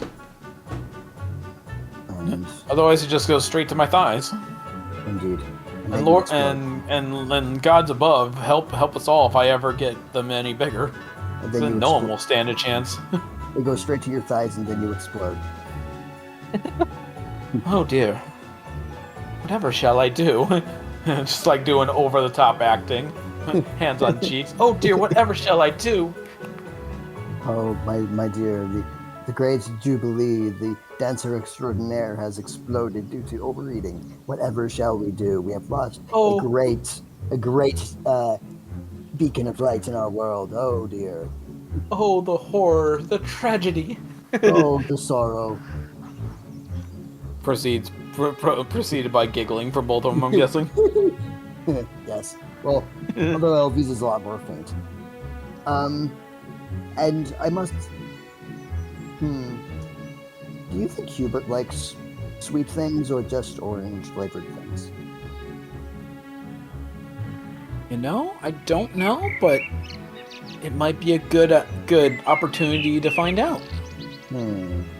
Because I have an experiment that I wish to perform.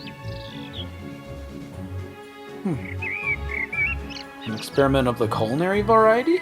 Indeed. Are you familiar with bacon? Things like the Thorgrim saying it like a million times over the series. No, baking.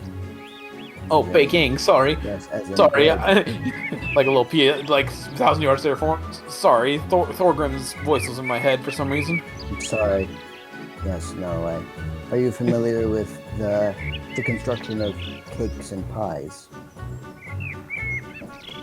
I think I've seen some of the servants around the mansion do that a little bit, but I don't think I've had a hand in it myself. I know I can make a basic stew and all that, but can't say baking's much of my forte, unfortunately.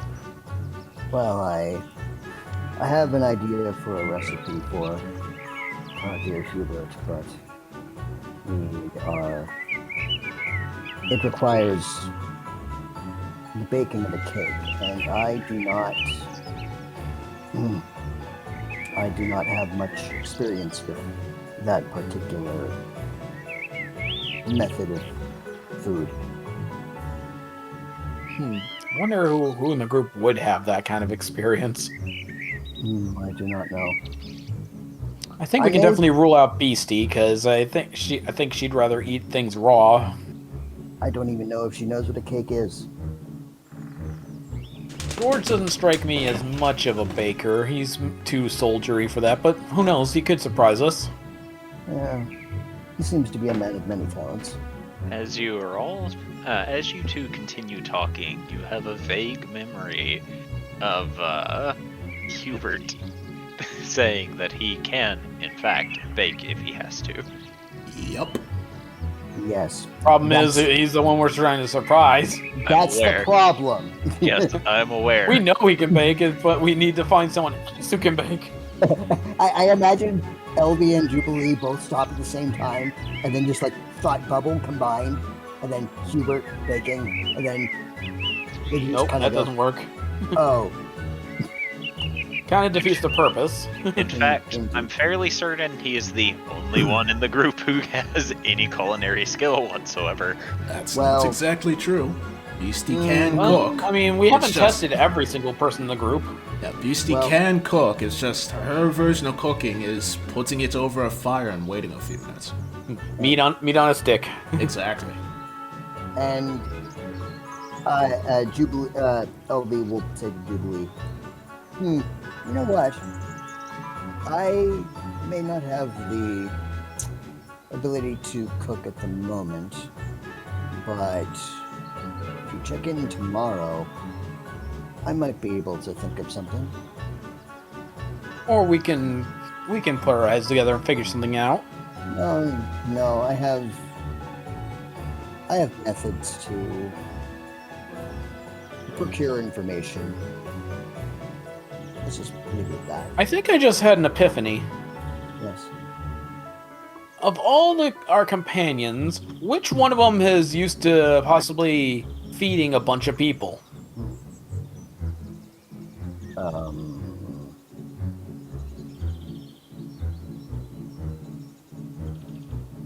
I'm afraid nothing comes to mind. Can you enlighten me? How about the one that runs an orphanage? Ah, the father. The priest. I see. Maybe he'll have an idea. I mean, gotta give the kids a treat sometimes, right? Possibly. And then Elby stops. Wait. One moment. And she just does like the thinker pose. Sits You're up, like, not sits the down, thing. I'm actually gonna make a random roll, see if Skillos knows how to bake, just randomly. You know what? I believe as long as I have the proper ingredients, I should be able to figure it out. Random bullshit roll, go. Fuck me, he knows how to bake. Well, if you think about it, cooking is a lot like experimentation, is it not? No, of course, but I think when it comes to baking, you have to be a little more precise. You can't really deviate too far, if I'm not mistaken. Oh no, you need the proper measurements, and you can't stray too far from a formula, otherwise you will create a complete accident. And Elvie kind of sours when she says that.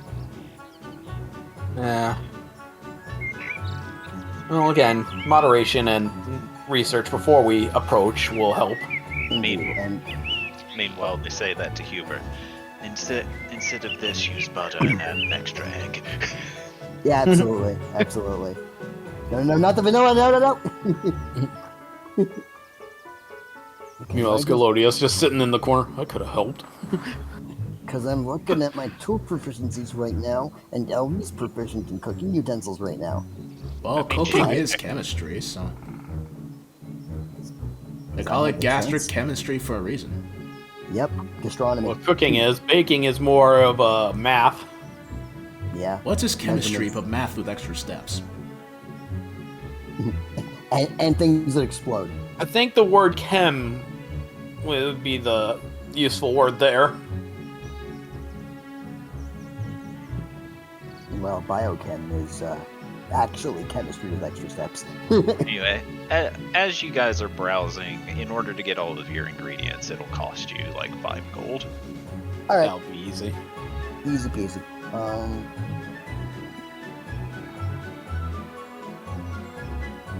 I can spot you a gold. No, I've got it. Okay, cool. Jubilee doesn't have much gold, but she does have enough to cover the costs. Cool. Yeah, most of our funds are with the dwarf. Yeah, pretty much. Pretty much all of Elby's funds are with the dwarf. Yeah, Jubilee had 9 gold on her own person though, so she can easily cover the charges. Sweet.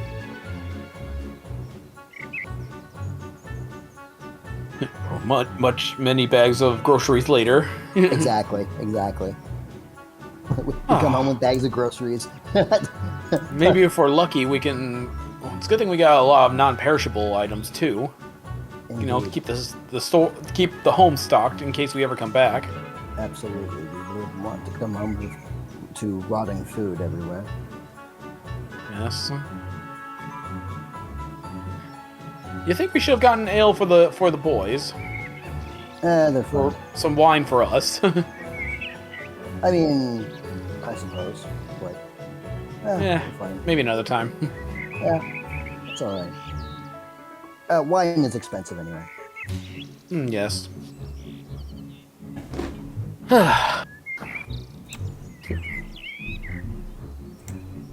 With Thorgrim. So when they say put a bun in the oven, they don't actually mean making bread like I'm used to. No, that means making a baby. Bun in the Why do oven they have means- to bring food? Why do they have to desecrate food with this? A bun in the oven means you're pregnant. baby is the bun, and the oven is the tummy. Because it's nice and warm.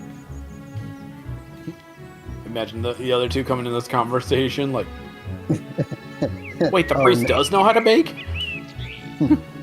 Huh. That problem solved itself. Yeah. Why are the boys in the oh no. We might need to hurry. What are you two doing? What the hell are you two doing? Talking about babies? Please make them stop. What? It's between the two of them. No, carry on. So anyway. Sad Dragonborn noises. Okay. Well, at least they're learning. Yeah, well, one is teaching and the other is cowering in a corner. For once, it's not Scalodius teaching. Indeed. Well, I can't. Scalodius' method of teaching is simply just talking and thinking somebody might listen. Eventually. He really needs to get some speech skills. Indeed. Says as we start putting away stuff. Says the one with infinite charisma. I like it's just you and my characters talking right now. Yeah, exactly. In one room and the other room. An intelligent conversation in one one not so much, and one completely stupid in the other one. Although again, you should try asking the priest later. If I must. And she sort of does like the playful eye roll. Well, do you really want me torturing the priest? Well, I mean, it is kind of amusing. True, but I think I can only do it so much before the group gets tired of me. Well, I mean, the group gets tired of either of you anyway. Another playful nudge. Well, I better go see if Adelsarday has ordered Hubert, or if Hubert has flustered Adelsarday into submission. Alright, what should I do? I'm putting my money on Hubert flustering Adel. What shall I do until then?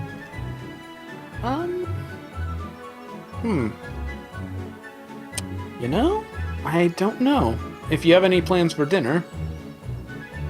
Actually, yeah, we should probably work on that stuff then, actually. I almost forgot. I'm sorry, the day just kind of blurred ever since I used up most of my magic this morning. That is very fair. I have used up quite a bit myself. Shall we begin our grand plan now, or should we wait till another day?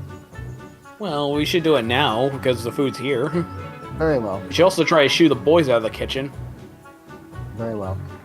LB is going to walk out of the room and into the room where the other boys are. And he's going to point a finger at them, and her eyes are going to glow the electric blue, and at the tip of her finger, a bolt of lightning is about to form, and he's going to look at the other two and just go, leave. Bye. Jubilee picks her out. Wait, I forgot we need one of them. Oh, well, we'll ask him later. Wait. I'll be right back. I'm going to come back, and Elby's still got her glowing eyes, and she grabs Scalodius by the scruff and goes, don't leave. He pulls it back. Why? Just like, the teary-eyed face. Teary anime face. No! Why? I require your expertise. Thorgrim has lost a brother in the war. R.I.P. Rest in pepperonis. Meanwhile... I require your expertise for something. Those three are going to be cooking for a while, I guess. Indeed.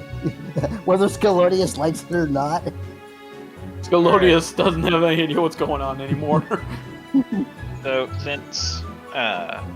since you do have proficiency with culinary tools, you don't have to roll in order to cook.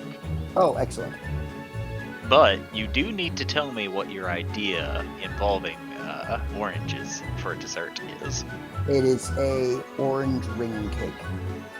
I can show you a picture or a link. That is not the issue. Okay. The issue is when you start baking, the aroma is going to fill the house. That is very fair. Is it? Yeah. Could You got someone prestidigitation and right on standby. Yeah, exactly. That's what I'm saying. Like, I would like to use prestidigitation as the aroma is about to fill the room to make it smell like just like the way the room usually smells. Just meat. Smells like cooking meat. Mm-hmm. To just mask the smell of the orange, yummy goodness. So what's It your helps that there's- DC? Spell save DC is 20. And since Hubert is technically humanoid, it would be disadvantage. No, that's only for your spells. Oh. But prestidigitation. Prestidigitation is a spell. It spells targeting him. Okay. That is what the That's rod fair. specifies. Okay. Well, it's DC 20 then. Can I give him disadvantage for doing it as well? Because I also have prestidigitation. Are you distracting him in the room with him? Well, LV has enough help. You What he cannot thinks make, about it. you cannot make the decision now because it is already in the middle of cooking. Then, unfortunately, no. I was helping LV cook. Okay. Looks like he failed anyway. Thank God. I wouldn't want to. He is I don't none want the to wiser. words. Cool. So we will make a grand feast, including the delicious cake for Hubert. Mm-hmm. He says he's helping with the flour. You know, if this is all you needed, you could have asked without the threat. I was more trying to scare Thorgrim away. You were just an unfortunate casualty. I've been that a lot lately. I apologize. Wait a minute. Hold on. What? Hubert Hold still up. has inspiration from when Jubilee gave it to him earlier today. No! That does not last that long. Nice try. Nice try, jackass. Shit doesn't last that long. You do not have that anymore. Out of curiosity, though. Okay, he would have made it. It would have been. That would have been hilarious. If you pull that shit on me, you better believe I'm pull out the receipt to push it back.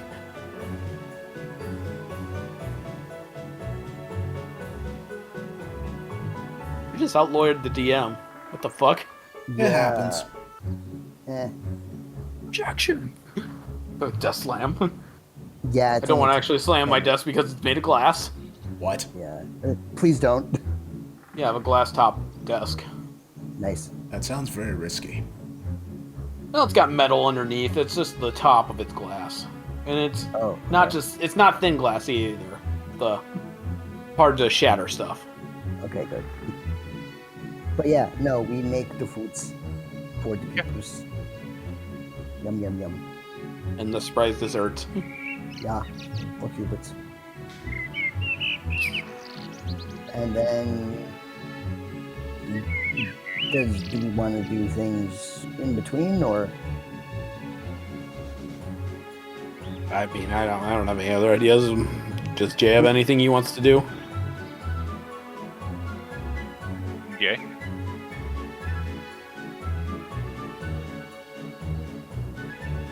Taking the silence as a no. Very well. Would you want to do something with the Eagle or Beastie before we do the grand unveiling of the foods? Beastie is still training? I don't know. Did Hubert do anything with Adol in the end? I mean, he sat and relaxed with her with whatever her version of relaxation is. Alright, then yeah, they just did that. Cool. Alright. Unfortunately, you spoke just as I was yawning, so I didn't really hear what you were saying before. Well, we originally asked Jay, but Jane didn't respond, so... Alright. So, time passes, food comes, we go... Makes a mess everywhere. Yeah, exactly. Prestidigitation cleaned it all up, you know. Everything's spick and span and spotless. And then food go to table. Come and get it, everyone. Food. Awesome. I believe it is time to eat. Elle shuts her book and sits up. Seems so. She's gonna head on over. Oh. Loving the Gets a feeling he should be moving. Feels Hubert stare at the back of his head. Nope. That wasn't me. That was my dagger. Wait, what? All right. Scylla's like, I've had one too many scares today. I'm good. So now that you are presumably no longer prestidigitationing it, Hubert rolled a 27. Okay, well that's still. That is still it's pointless now, but yeah. So yeah. Hubert will walk out, and immediately his head will perk as he begins looking over the table. Like a cat. Just something has caught his attention. Gee, I wonder what. I see Mr. Hubert has found a certain something. Hubert sniffs the air. Orange? Exactly. Exactly.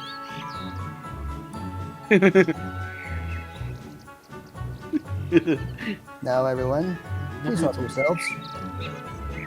Pointed look at Hubert.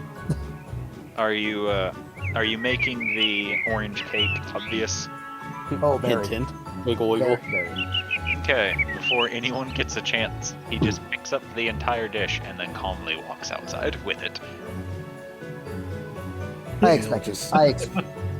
It's just a big guffaw at seeing him do that. I expected that. He is trying to hold back laughter from how easy that was. I don't think I've ever seen him so excited before. Good. That's amazing. I'm I think so we just glad. discovered his biggest weakness. Yes, orange cake. Yes. I'll learn some baking now to make some fancy orange tarts now. I'm tempted to as well. We have found his weakness. It shall be exploited. Oh, maliciously. I wouldn't go that far. Oh no, not every day, but on special occasions. Oh, come on. You don't like the idea of having just an upper hand on Hubert, and it's a harmless one too. Adol just gives Jubilee a pointed look and raises a finger. You get that chance once, and you've spent it today. The next time you attempt it, he will have a counter. A very dire one. So I am glad that he is happy. Oh, he is I very am happy. too. Good. Now dig in, everyone. We made plenty. Of course, and we made sure to make something vegetarian for you as well. Yes. Thank you, Jubilee. Bloom Hollow. We got a side of grapes as a little sweet treat in case Hubert, did something like that. There are Thank many you. vegetables for everyone and meat for everyone. And she says vegetables, looking at Adol and Otto, and then meat, looking at Thorgrim and Beastie. Beastie is actually looking at one of the vegetables and tilting her head one way and tilting her head on another, and then looks at Gloom Hollow. Elf, why use spell to shrink tree? It is small tree. Won't elves be mad? No, it is easier to eat if it is small tree. She then peers Jubilee, out the window. it does never becomes big tree. This is edible tree. She peers out the window at the very large tree. Unfortunately, this one points at the small tree, which I know what it is. Will never get as big as that one. No, So this one's made to be eaten instead. What if we eat big one? Then they'll get mad. small one tastes better anyway. Okay. So then put the The vegetable, small one made to be eaten. So put the veg down and proceed to just dig into the meat. That was utterly pointless. LV will scoop up the broccoli and eat it herself. Meanwhile, Scalodius, being an omnivore but a very big boy. No. Yes, you may plenty. Not not completely uncivil, but still like big spoonfuls for him. Forgrim, on the other hand, Yeah, that was to be expected. Yep, same thing for Beastie. Big noms indeed. Thanks, guys. Really good. George, are you going to join us? Right, forgot he's not here. Blue screen. He's too deep in his thoughts. Now if he could only get one. Wow. No bitches. No thoughts? Maidenless behavior.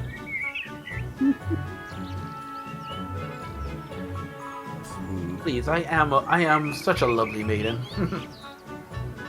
I'm fairly certain maidens are meant to be virgins. Not all of them. Most. I'm not virtueless. That's not what I meant, but you are virtuous. Thank you. Oh wait, did you say something else? I thought I heard virtue. It is completely fine, Jubilee. No player heard virtue. I know. I went with that line. Ale said what she said. Wait a minute. Jubilee then just squints her eyes at Adel. Ale just eats like she didn't say anything. Well, I guess that makes two of us then. I never called Sips. myself a maiden. Drink.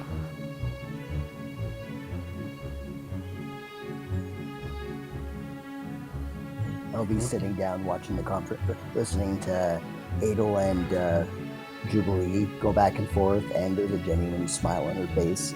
She's eating. Yeah, there's nothing malicious about their conversation. It's just playful banter. Yeah, it seems to amuse her greatly.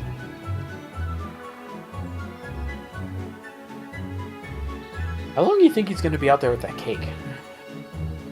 Ale ponder for a moment, then start counting down with her fingers from 5 to 4 to 3 to 2 to 1. And she'll glance at the door. That is so impeccable. Hello, Hubert. Did you enjoy yourself? I did. Good to hear. Glad seeing you be that excitable. Yes, if anyone had come for a slice, I would have stabbed them. I see. Excessive. Would you like another one in the near future? No. All right. Quickly wipes away a crumb from his cheek.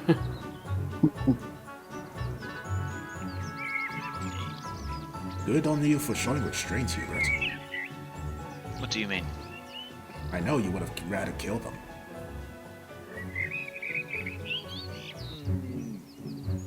No. No? No. I see. I would have stabbed them and ate it over them. Oh. Yeah, excessive. That sounds like Hubert.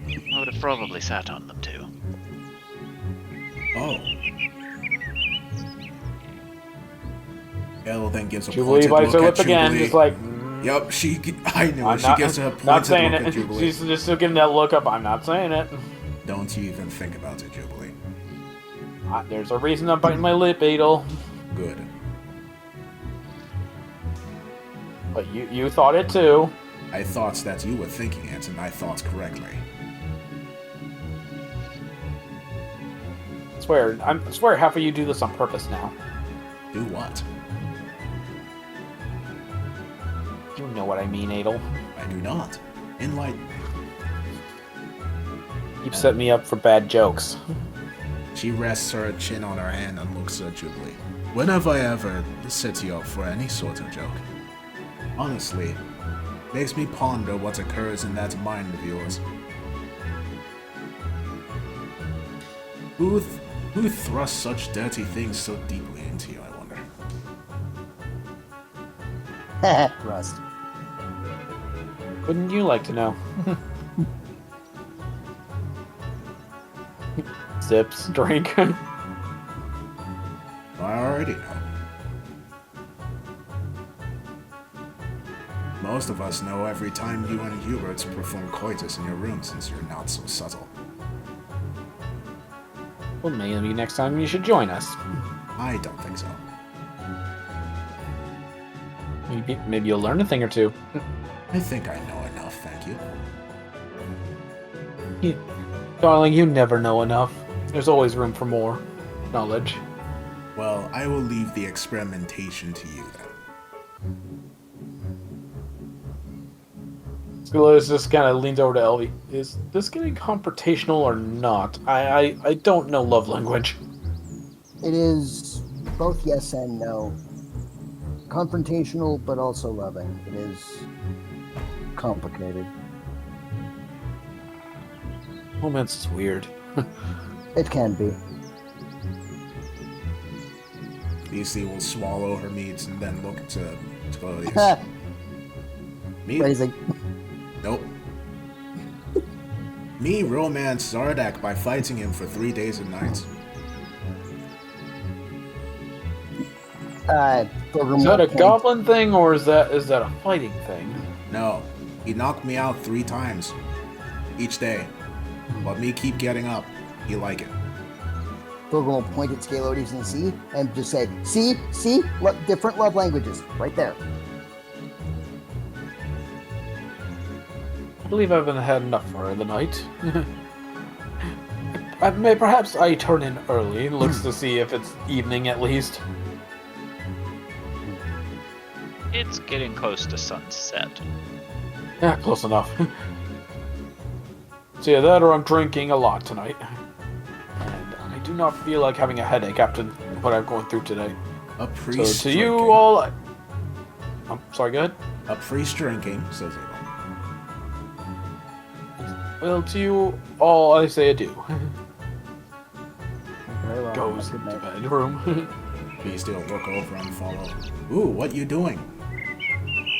Sleeping. You said you have much ado.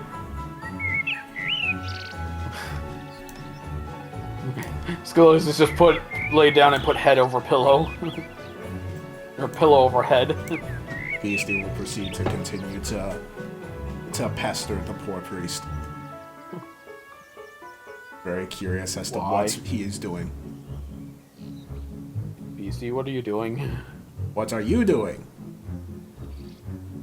Resting. Ah, so that's the thing that you are doing. Yes. Skulos is giving up trying to explain.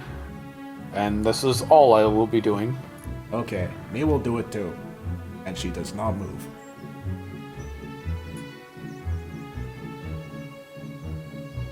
Are you gonna go to your own room to rest? She does not respond. And she starts snoring. Oh no. Her eyes are still open looking down at you, and she is still standing, but she is snoring.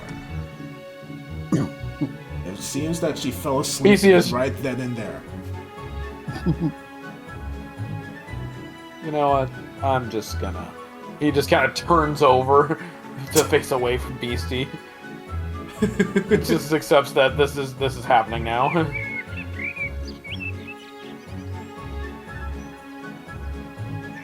Get threatened by the wizard, fought something to the death, and died multiple times.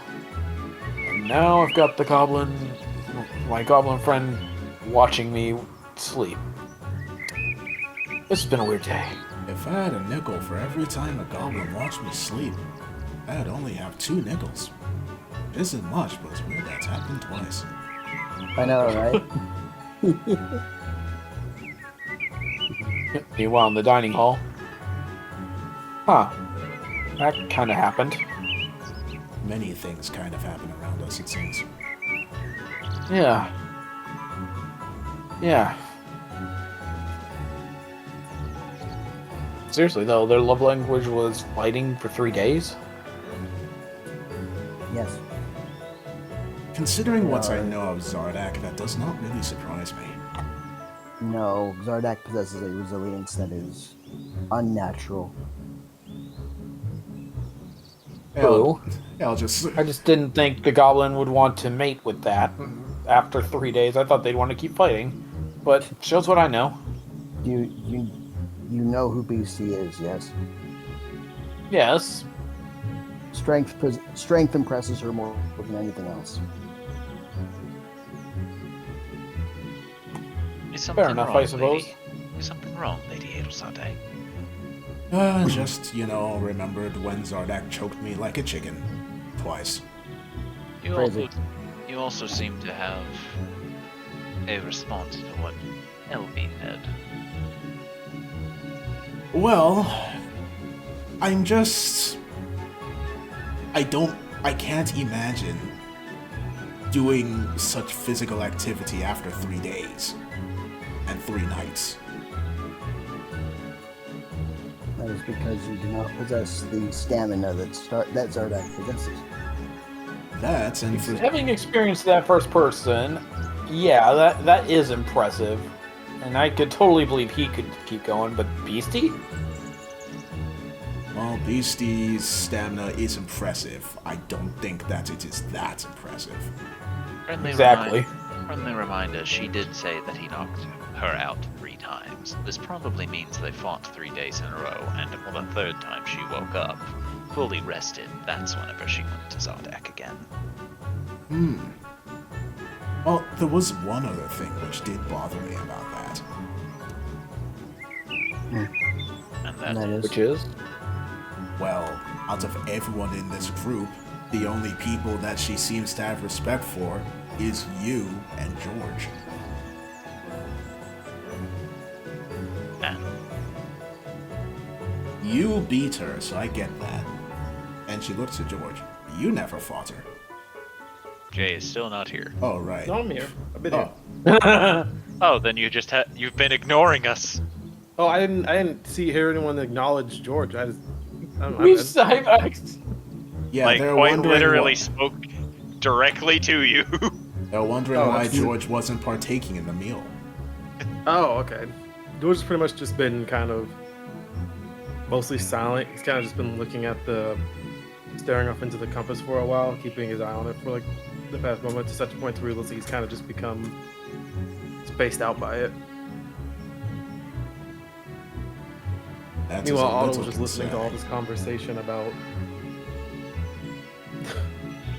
love languages and things like that, not really knowing what anyone is referencing to. That, and I Yeah, I don't- was on like work and I was doing like a bunch of shit, so I just finished. So I should be able to hear everything now. But even then, she doesn't seemingly have romantic feelings for Hubert. At least, I don't think so. If she did, Hubert would have Gods said above so. help us if you ever find that out. I don't. Well, Maybe again, Maybe it's a situation of she reciprocates if she is pursued by them. why on earth would? And she pauses. No, that was rude of me. But as far as Hubert goes, he is his own person. If he decided to go after her for whatever reason, that would be his choice. Probably not unless I was inebriated. I don't think I've ever seen you. Oh wait, no, there was that one time recently. Was in this very village too. But it was. I mean, we're talking about what I think we're talking about. Maybe Beastie is just more like what's the word looking for? Curious about those who are more cold towards her. That is an odd form of sadism. That sounds, masochism, which sounds more up Jubilee Street. Well, it's more or less the She was fact about to that say, whenever hey, she but sees it's like, someone she no, thinks- you're right.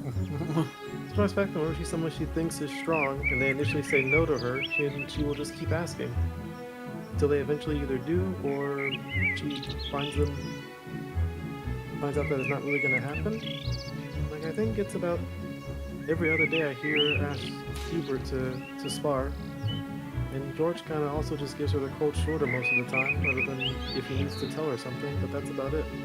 I should, So you, Oh god, she likes some broody. I should you really like- talk with her again. so you like what? So you are suggesting that she prefers the thrill of the chase? Yes. Potentially, if what you said was correct about, if what she said was correct about her fighting Zardak 3 days and 3 nights, then it does kind of make sense. If Zardak just repeatedly knocked her out and she just kept going back to him. And based on her character, that does track. Oh. A thrill of the hunt. I guess that makes sense for her. Oh, she is She a also is a hunter. goblin, and goblins do hunt a lot. Indeed. So it's in her instinct, I guess, just using her instinct in a different way. Who'd have thought? What? Once again, love languages. What's a love language? A love That is language is a way in which someone shows affection to their loved ones. Yes. Oh, Usually romantic, but not necessarily always. It can be platonic, it can be familial. It's just Yes. a way of someone for you to say, you are special and I care for you. For example, one of BC's children, Panther I believe he's called, likes to... His love language is to stab people. And bite them.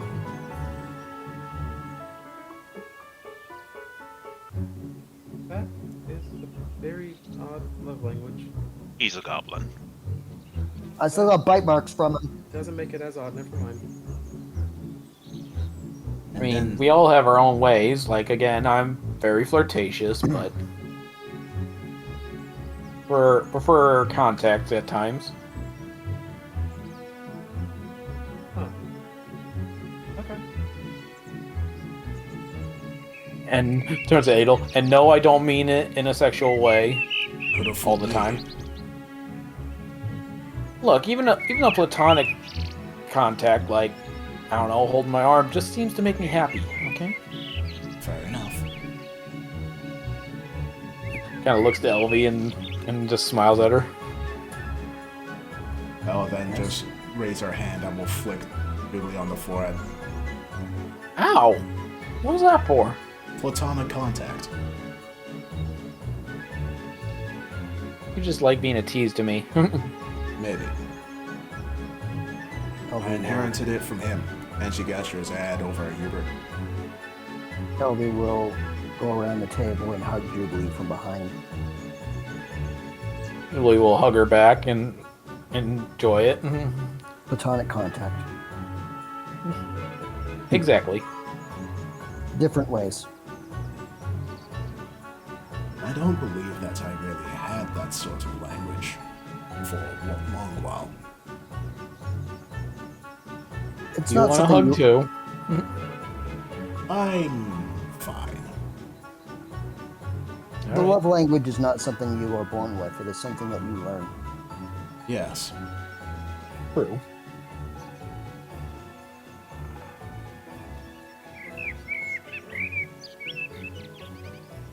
As someone who is a big proponent of learning and study, I find this particular bit of knowledge fascinating and, to be honest, quite gratifying.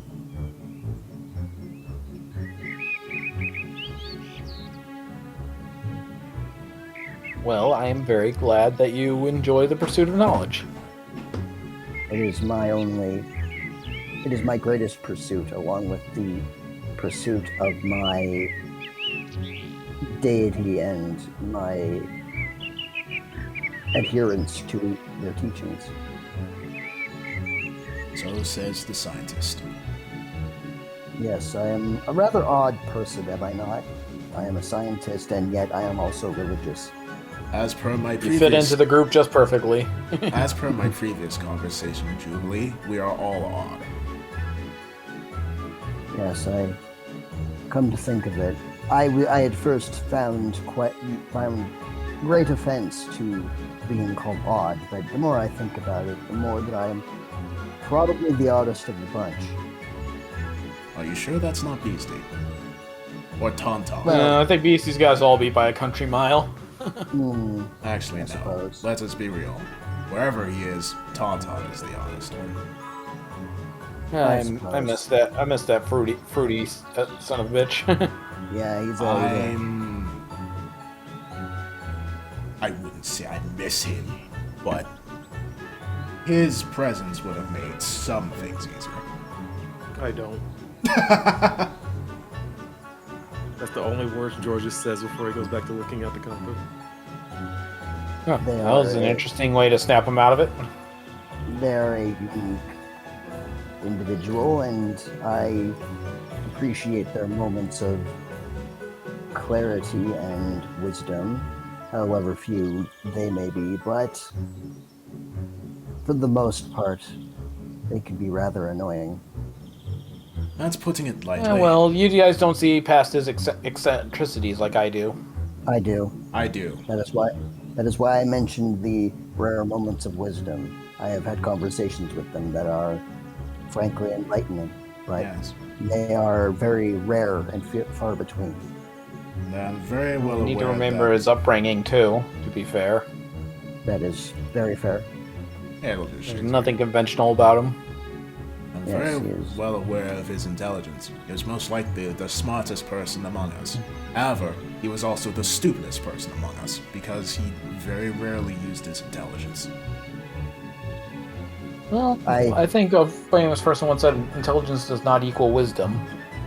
That is very fair. I was about to say that while he does possess a phenomenal book smarts, a expansive intelligence, his wisdom, his intuitions and perception balance it out. They create a seesaw of confusion. I suppose. I guess How he's else much would- like my dad in that sense. In a sense, yes. Although I would say Obitus is more controlled in his mannerisms somehow. He is knowledgeable, but he willingly does not give himself restraint. Tauntaun was constantly high on drugs. Yes. I can still remember. Tauntaun the is time- also way younger than your father and doesn't have the experience your father does. That too. Nor was he born in a conventional way or raised in a conventional way. I still too. remember I still remember the time when we were in a building and he caused noxious fumes that knocked us all unconscious. Yes, he hotboxed a tavern. Is that what that's called? I That's believe so. Yes, that is what it's called. I've been hearing that in the past decade or two.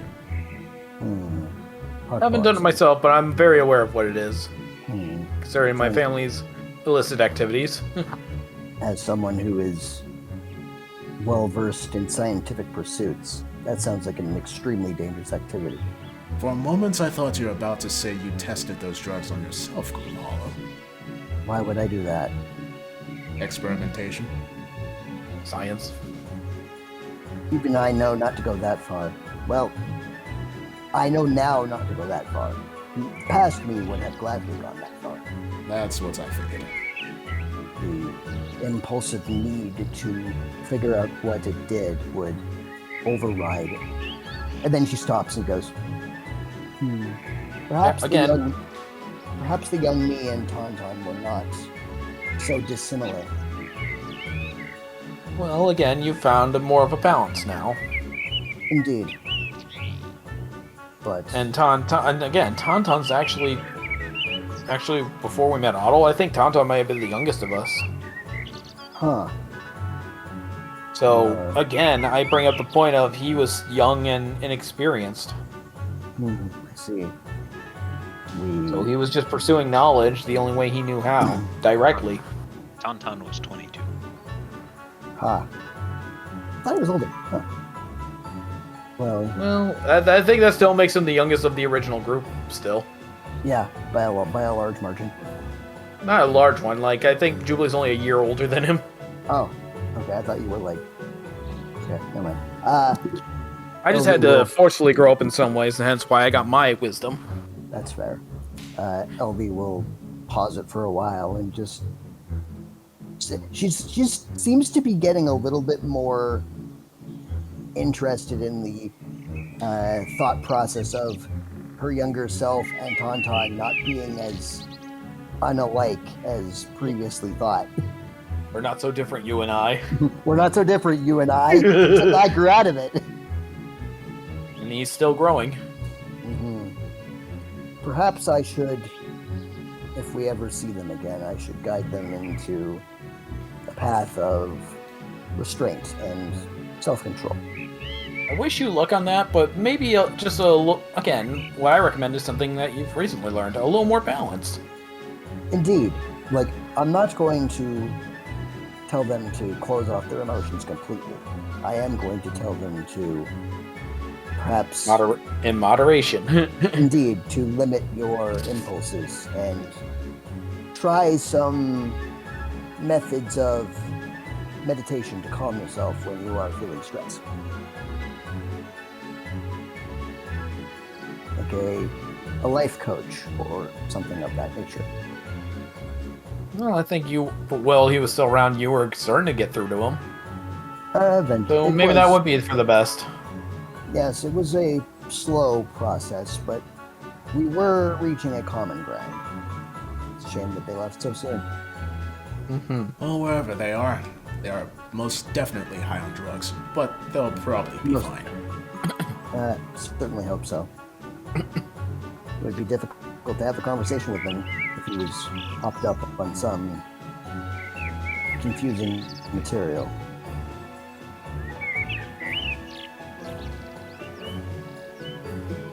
Meanwhile, Thorder in the corner, bacon, bacon, bacon, nom nom nom nom. Still going at it. I fear he will never stop.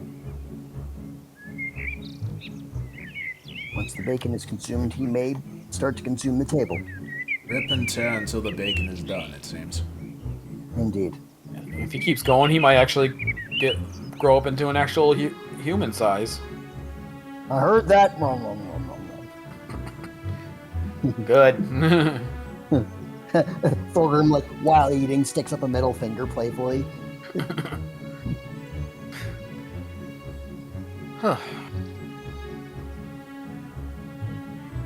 Been a long time since we've had a nice, calm evening like this.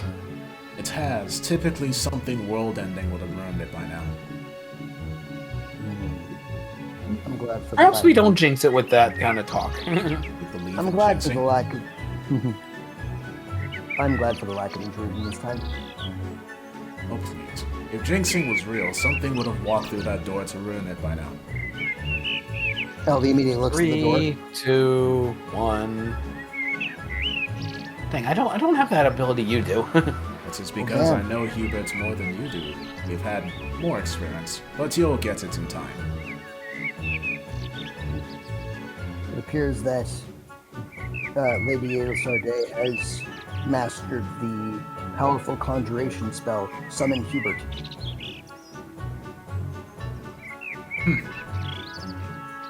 I don't think I have. Well, that's fine. I'm more of the charm Hubert kind anyway. You're more of the charm anyone kind.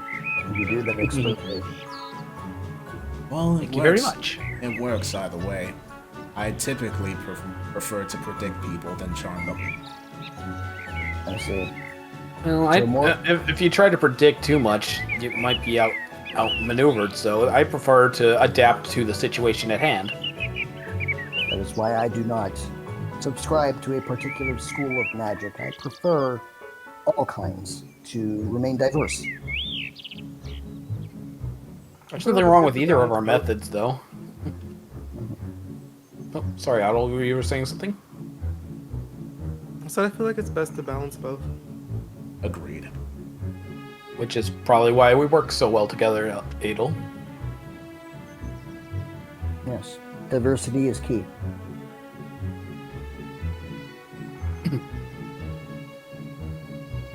If we are too stuck in one particular field of thinking, then we do not grow. I believe that is what you have taught me. It is? I believe so. I see. I'm glad. Yes, I have. I think once we use the mansion for lodgings, I think it is time for you to see what my room looks like. Oh, that is right. I did not get to see your room. It was for the best until now. Why? You would not like the view. Just has mannequins of everybody in different corners. Yeah, that would be disturbing. It wasn't that, that's for sure. Change it. No, totally wasn't that. Why are there shove it in the closet? Why are there drawings of all of us naked here? Oh my. Shit. Such detail. Is that a painting of a woman and an octopus? I've seen enough scripts to know where this is going. I've seen enough Japanese entertainment to see where this is going. Oh god. Yeah, but when you are available, when we have traveled and we require lodgings, when I call upon the mansion again, I will give you all a grand tour of my lodgings. It is quite spectacular if I do say so myself. Very well. Sounds like a plan. But not this session because I haven't written it up yet.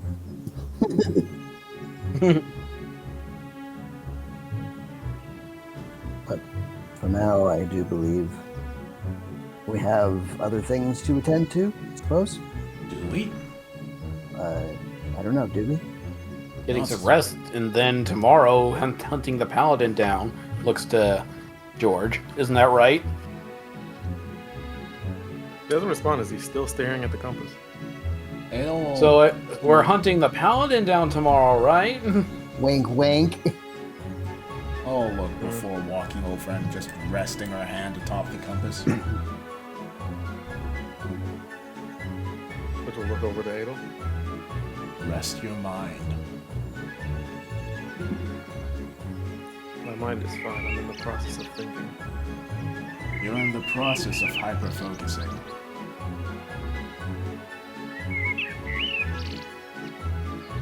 And she'll rest both our hands on the compass.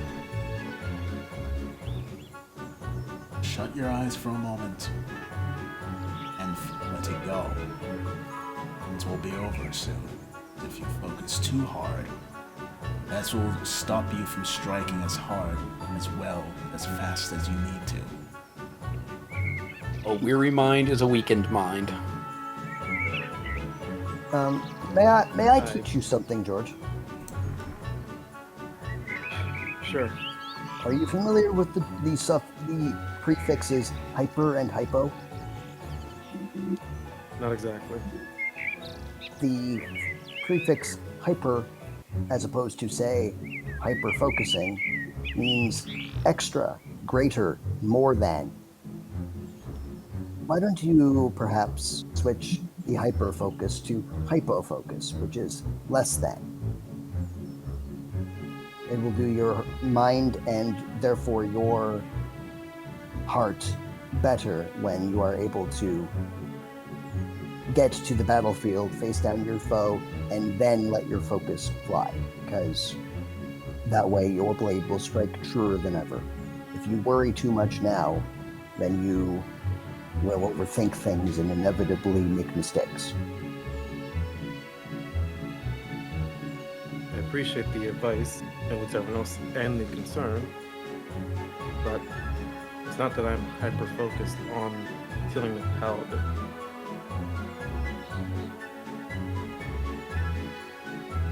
Then what ails you, my friend? This, I don't want to call him a man now, this thing has caused so much pain and grief for myself and my mother.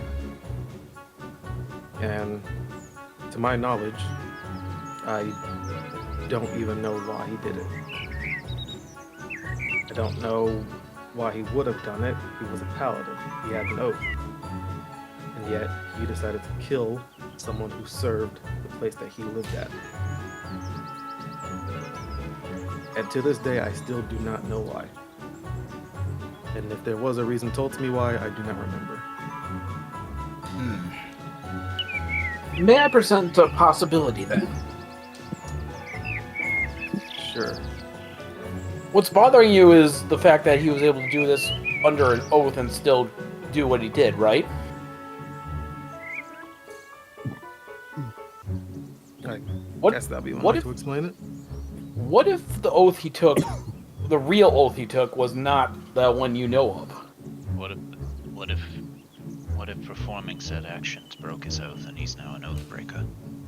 Yes, that's what I was thinking. That's, I guess, a possibility as well, but an evil paladin could still have an oath and not break it. Well, I think that we could spend the time pondering this. Or we can ask him. Do you truly think he would provide an answer? I believe the last time I tried to ask him, he just chose to remain silent. Well, if that's... Was it a situation in which you were about to kill him? George will just remain quiet. If that is the case, then he was taking you to the grave with you because he knew it was the only thing that would bother you for the rest of your life.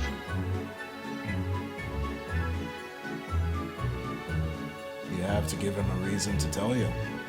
An incentive, more like. I don't think there really is an incentive. Of course there is. It would hurt you to know than it would to not. Yeah, but that bone claw that's a part of them always knows what's going to piss me off, and if he knows that not knowing pisses me off, he will never tell me. And make him think that knowing will piss you off. Maybe his overconfidence in coming back will have him accidentally slip the information. Or even maybe his knowledge of his defeat will make him a little more agitated and a little more, like you said, able to slip up. For whatever reason, he is not letting us know where he is. He is hiding from you specifically. But he knows that you're looking for him. That tells me that whatever he's doing at the minute, he knows that you can kill him.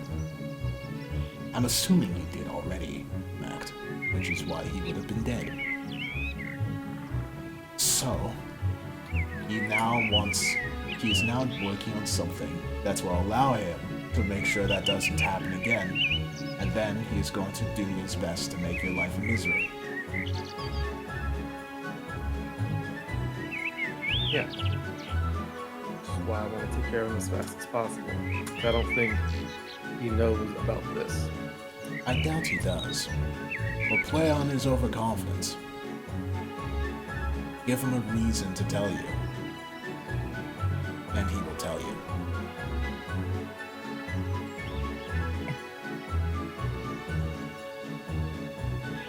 Do you know what I think will make him tell you? What? Getting it wrong.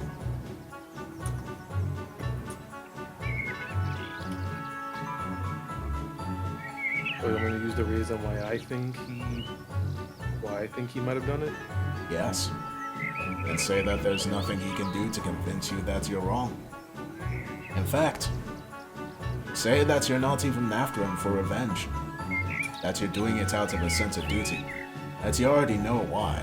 You already killed him before. You're just doing it now because you have a job to do. And that he is nothing to you. That he killed your dad through, how to put it, less than fair means. Similar to how he almost killed Barbiel. Because everybody knows that he is nothing without that large clawed being around him. Perhaps that might be why he even killed your father. Because the paladin was never a general like he was. He never garnered the appreciation of angels like he did. Claim it could be jealousy. Whether or not that is the case, if you play to his confidence and you truly believe that to be real, while what is the word? Downplaying whatever actual reasons he has or what his actual motivations are, he will be angered enough to tell you.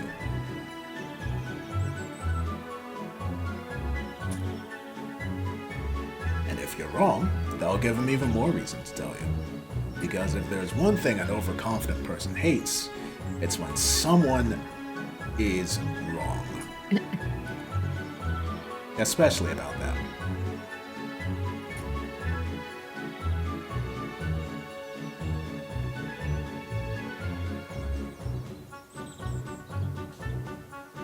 Yeah.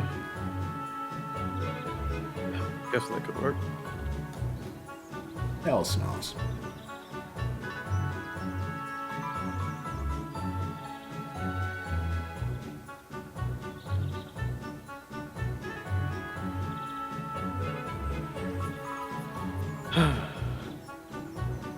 And George will just close the compass. Anywho, you should get something to eat. I already did. Oh. I didn't notice. Yeah. You just approach the table, take some food, and then leave.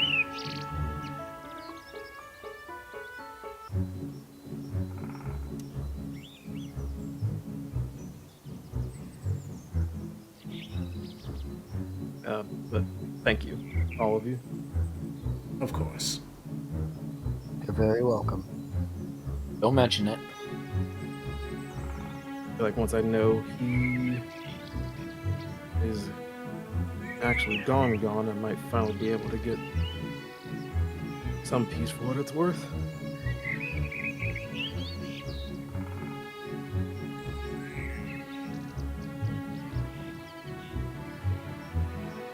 Just don't let him know that.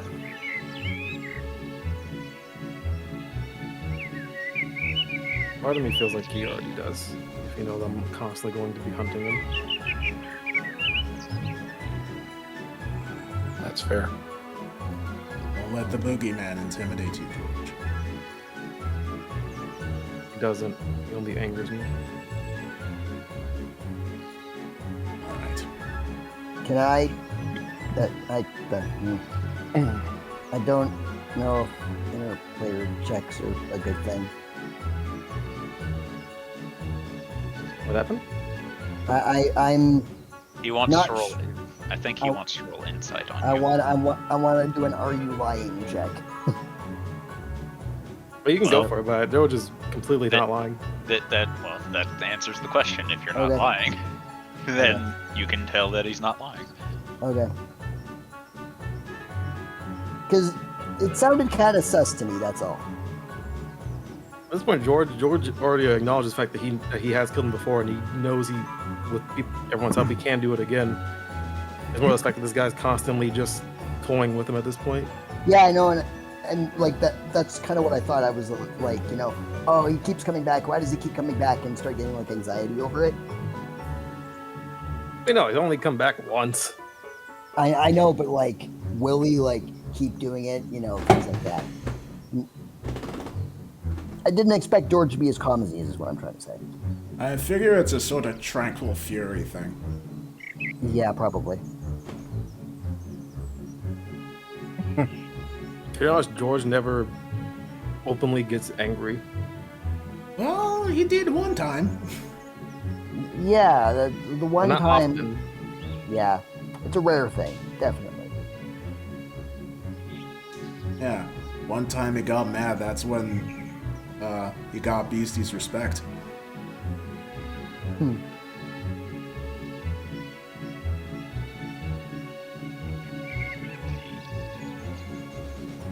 Speaking of, I should probably contact my mother to let her know that we survived the encounter with the demon. Good idea. Yeah, check in with your mother. Bet she misses you.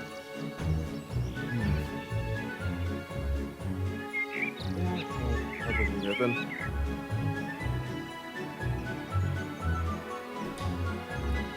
Take the cup and say it's up to you. I gotta go call my mom. Bye.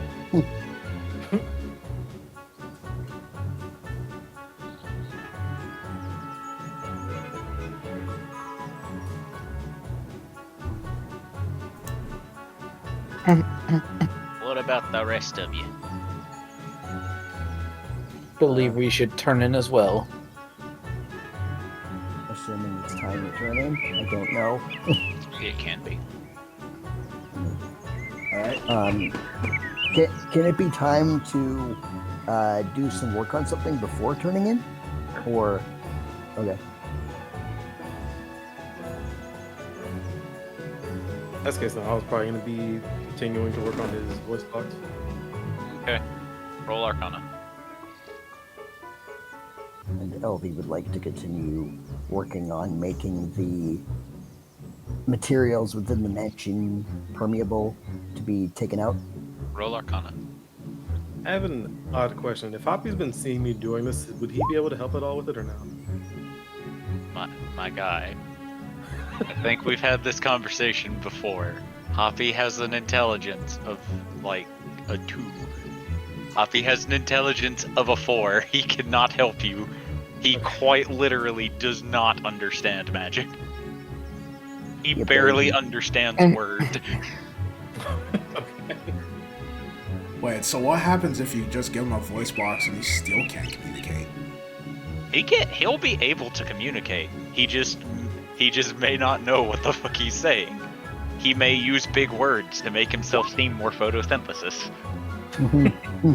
Isn't communication all about, being able to understand each other? Not necessarily. Also, Otto's gonna flash of genius for that. Mastication. What? There. Your flask of genius in your Arcana check. Yeah, I'm pretty sure can I mean, I don't know if you can or can't. It's just funny to me that you just went, I don't like a 14, so it's not a 14 now. Yeah, it's the best broken ability I think I've ever used on any character. Like, next thing you're gonna tell me is you're gonna cast Vicious Mockery to give yourself advantage on it. You can't because it's only on attack rolls, but still.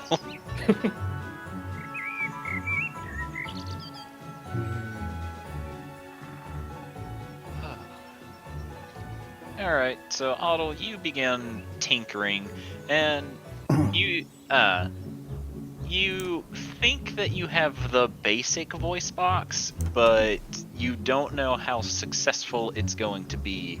It's more of a prototype than anything else. Oh. If that's the case, he'll look over to Hoppy and just say, oh, that's this time as any to experiment. And he will install the voice box into Hoppy. Roll a sleight of hand check. Oh god. Okay. You install it with very little issue as it clicks into place.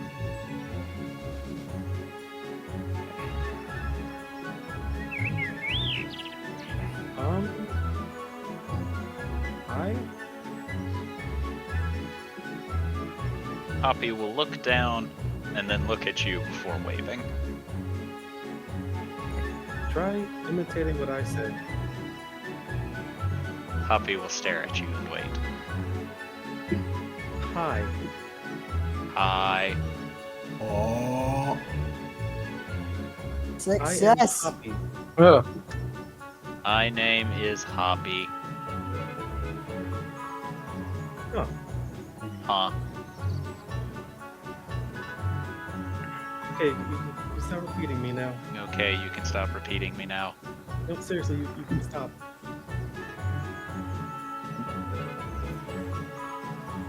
Fuck you.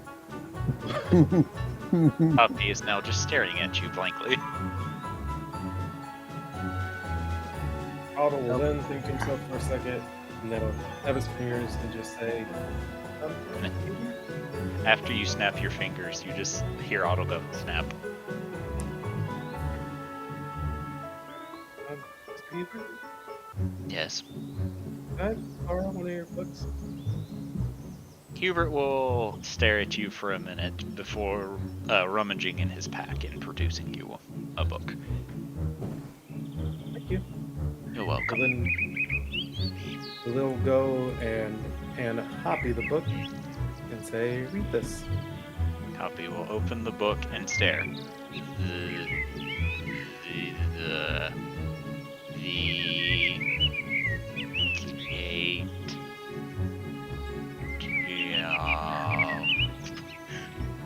This is going This to is take adorable. Whenever I tell you, just start reading the book where you last left off. Hoppy will continue poorly reading the book. If ever there's a word that he can help him on until they have to fall asleep, he will help him pronounce it. What's this word? Evil. What's this word? Knievel. Every single word. Yeah, Otto's more excited about the fact that he actually made a voice box that seems to be working at the moment, so he's going to try his best to assist with it. He doesn't mind how long it takes. LV, as for you, you can't really seem to get a grasp on it, and you're not entirely sure why. But no matter what you think, no matter what you try, you can't seem to be getting things to be permeable. Mm-hmm. That was a decent roll too. Yeah. Fascinating. But you do have a feeling that something is going to occur through the evening that may help shed light on your conundrum. Fascinating. Is it something that I will simply have to wait for? Yes. Once everyone is asleep. Oh, it's night slept time. Yes. Okay. I shall sleep on it, as they say. I slept. I slept.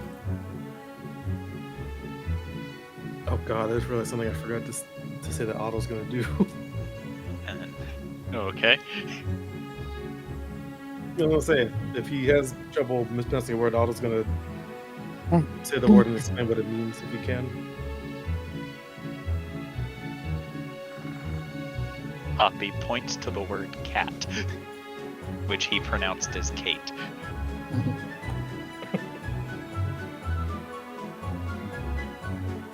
Oh, this is gonna take a while. I should go to our room then. Hoppy will stare at you, and you assume he would blink were he capable, and just waits for you to lead the way.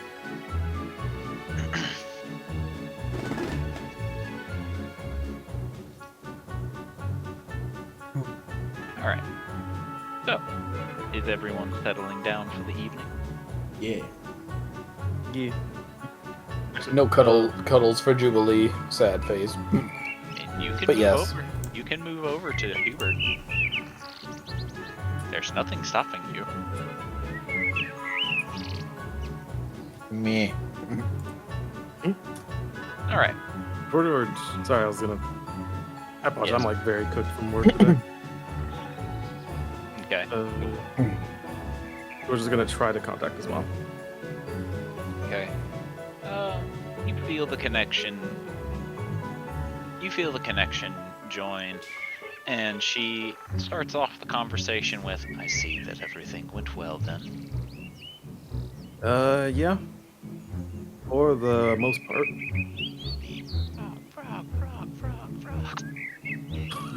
Frog. Now, it is good to see. It is good to hear from you. I'm glad to know that it went about how I expected it to. How did you expect it to go? You winning, of course. Huh. How else do you think I would expect it? I'm not sure. think I'm just surprising people having confidence in me. Of course I'm confident in you, George. I know what you're capable of.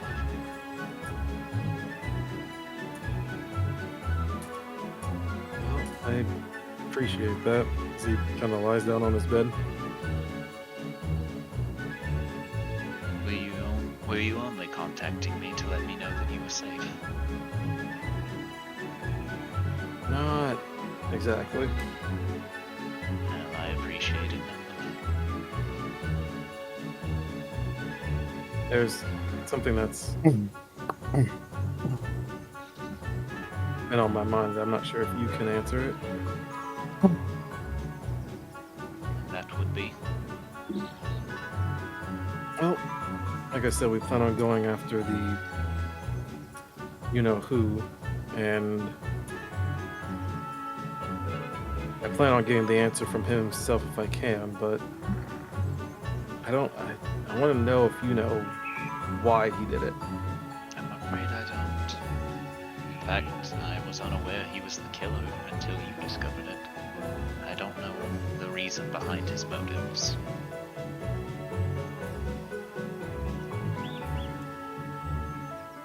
Alright.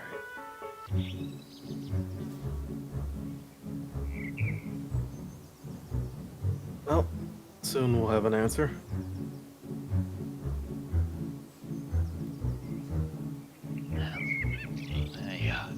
I hope the answer gives you some relief. I'm sure it will soon. Anything else?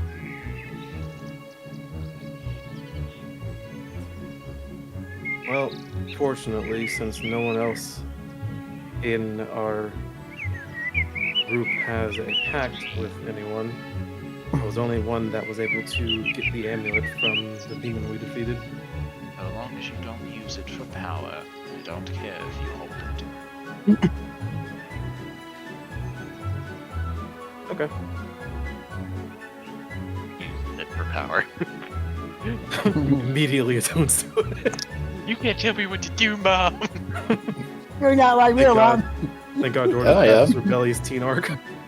She is his real mom! No, you're not. Why do you sound like Eric Cartman? That's my mom. Batman. Alright, and George will... I would never do that. I didn't think you would, but I felt the need to bring it up anyway.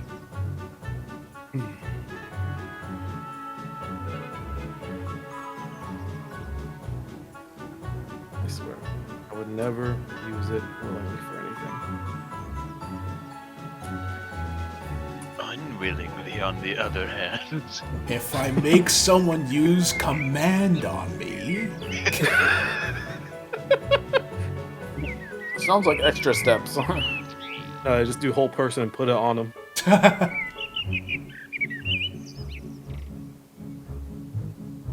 Anyway, that was all I wanted to inform you of.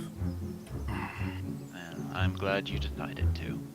And I hope you have a safe day tomorrow. I appreciate it. I hope you are doing well as well. I'm recovering.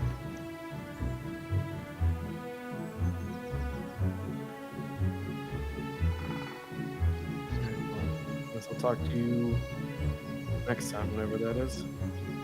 I'll talk to you then. Be safe.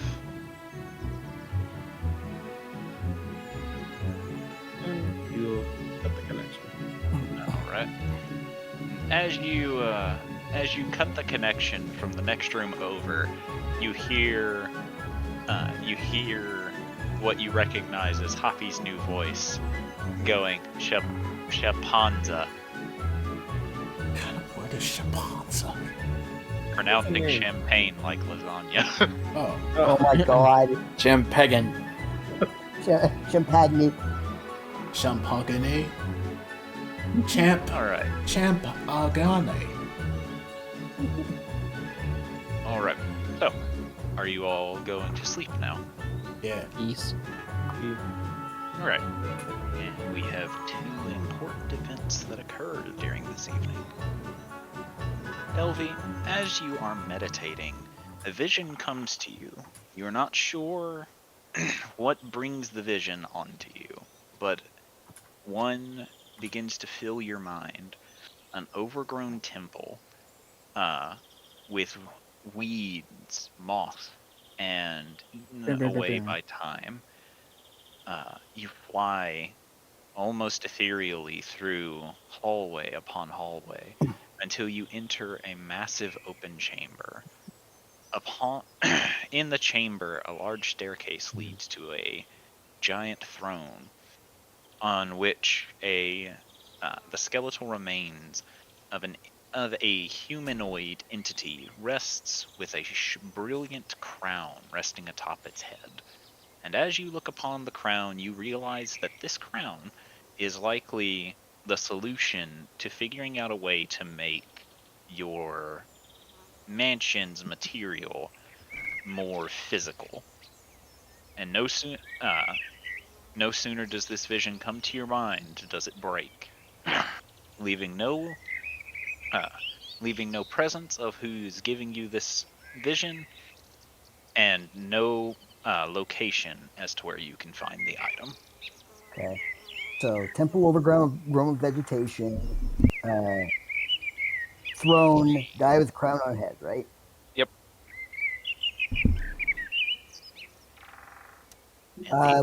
What does the throne and the crown look like?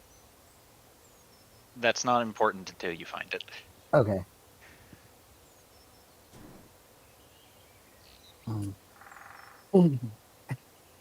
You also didn't get close enough to make out that said detail. All right. With your vision. Well, I mean, because it wasn't actually like a scrying spell. Yeah. It was a vision given to you by an premonition. A premonition. And the other event goes with George. George, as you are resting, suddenly you realize that you are standing in a field. As you look around, you see rabbit hopping through the vegetation, and as one comes close to you, it opens its mouth, revealing rows of sharp teeth, hissing at you in a threatening way, ready to stand its ground. And as you look about, you begin to realize that not everything appears to function the way that it's supposed to. Rabbits are carnivorous in nature, hostile towards all instead of fleeing. As you wander, you see cats eating grass, dogs.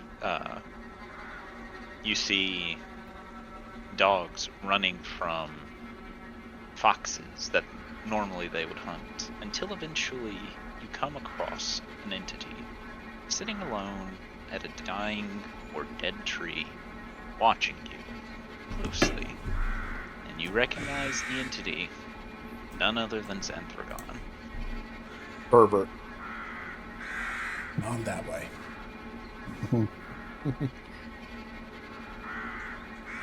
George will attempt to summon out his sword if he can.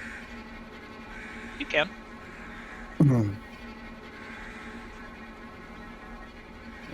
I'll look at him and say, where am I?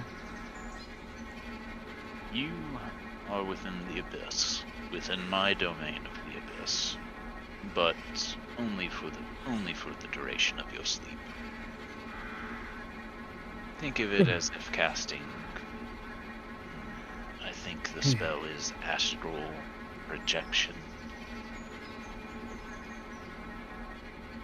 Okay. Then why am I here? That is a good question. But the answer is because you are holding my amulet.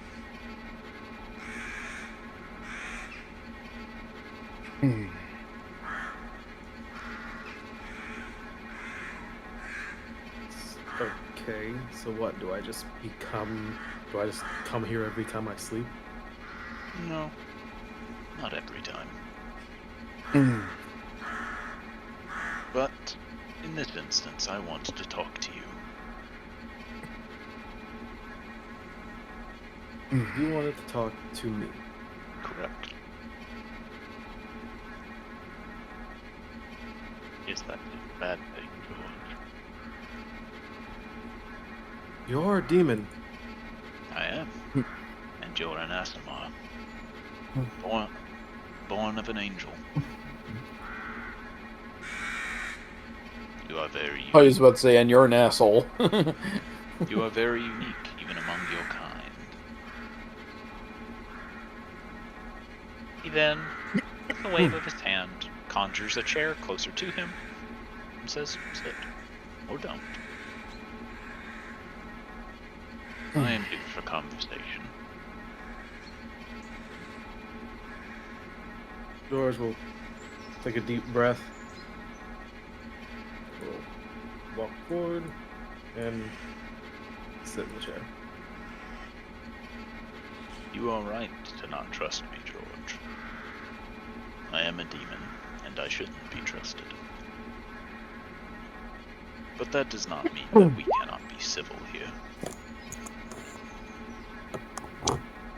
Oh, I'm civil. I was civil the fact that I didn't just immediately try to kill you. Yes, that wouldn't have ended particularly well. But it would have been a disappointment.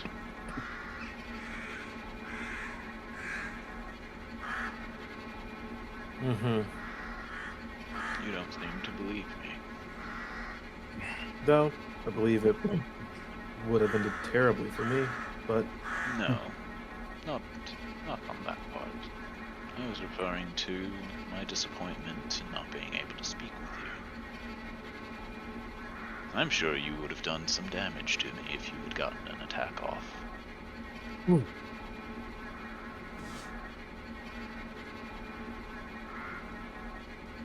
I know how strong you are, George. It's no surprise. If given the right opportunity, you could probably take a chunk out of me.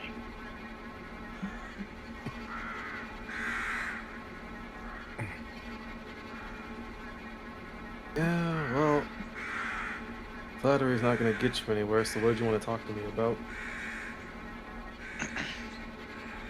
I'm curious of you. I'm curious of your nature.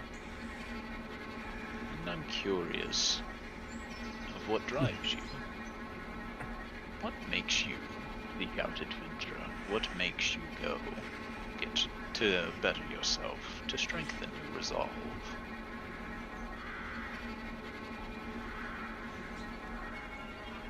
Well, let me answer your question with a question. He makes a motion for you to go ahead. If someone were to come into your realm with all intents and purposes of making it their own, and you knew you had no chance of stopping them as you currently were, would that not make you want to go and empower yourself? In all honesty, I would probably lay down and die. It is so abysmally dreadful being the only one of my kind that acts this way, that has the wherewithal to understand the implication of everything that they are doing, to not simply exist for the joy of destruction of the multiverse. But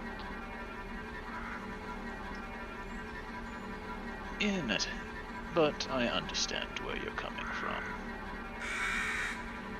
But is that the only reason?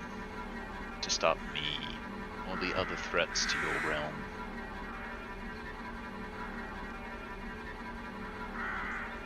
Well, it's the only reason I really have now, considering you're the one who's trying to destroy it. There's not really much use in trying to become stronger for anything else when there's a present threat. I am not the only one trying to destroy your beloved home, George. I am only the threat that you know of.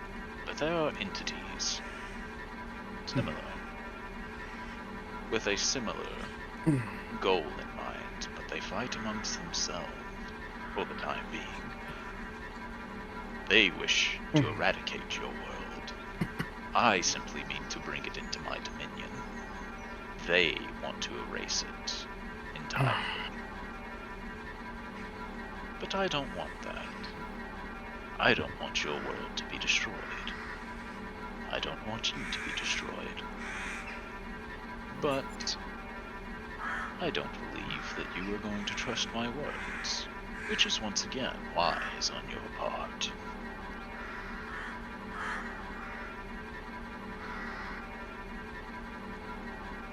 I can understand some truth to what you're saying, but at the same time, you are just like most other demons who just want chaos.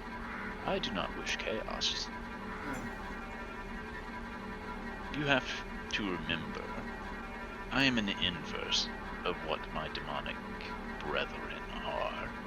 My aura corrupts and changes, perverts things.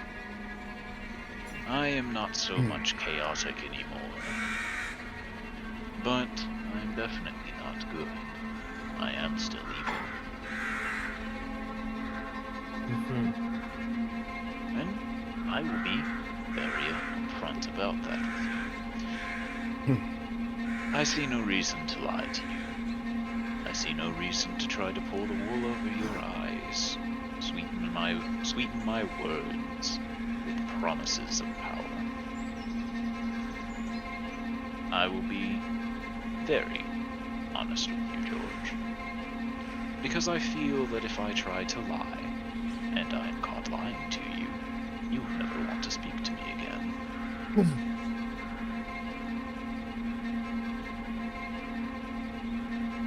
Okay. So what big truth are you trying to tell me then? Big rude. I suppose it would be the location of something that could help summon the Book of Exalted Deeds to you.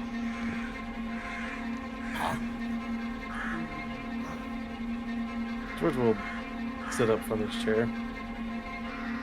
Why exactly would you want to give me that? If what you want isn't it? To destroy my amulets.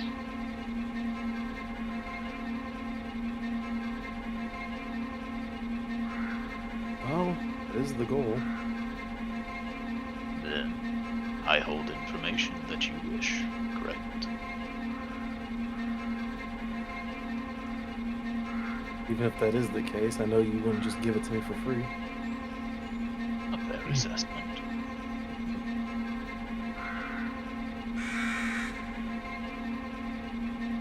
So then what's the price? Collect all of my amulets.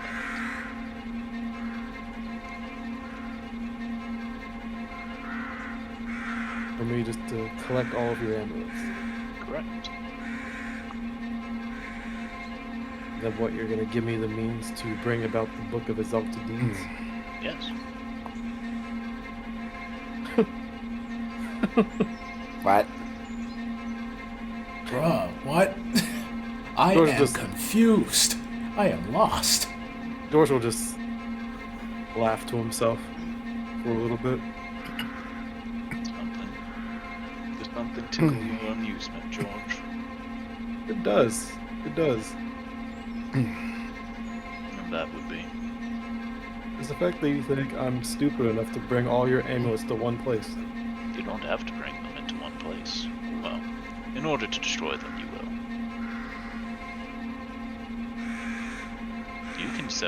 You can spread them as far and wide as you want until you. But so long as you have collected them, and have the means to get them into one place, I will honor my part of the deal. You can even spread them to every corner of your plane of existence. But so long as you have personally handled them, anyone in your friend group has touched them, and you have them hidden away, so long as you or your friends have garnished possession of them, I will honor my end of the bargain and help you summon the Book of Exalted Deeds to you. Because, regardless, in order to destroy them, you have to destroy them all in one fell swoop. So you'd have to bring them all together eventually, anyway.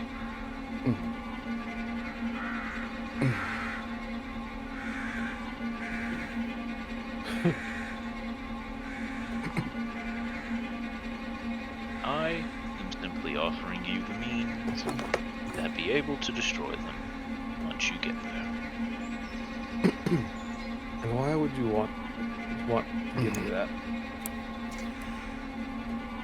Because even if you destroy them, I can reform them and send them to another plane of existence, where the cycle will begin anew. I lose nothing, and you gain only the satisfaction of preventing me from bringing your world into the abyss. And I enjoy helping those who hold my amulets. And although you are not attuned to it, and you do not breathe power from it, you are currently holding the amulet, are you not? Yes, that's true. Then I want to help you get what you want, George. I want to help you become satisfied. It's what I did. It's what I did with Maximus.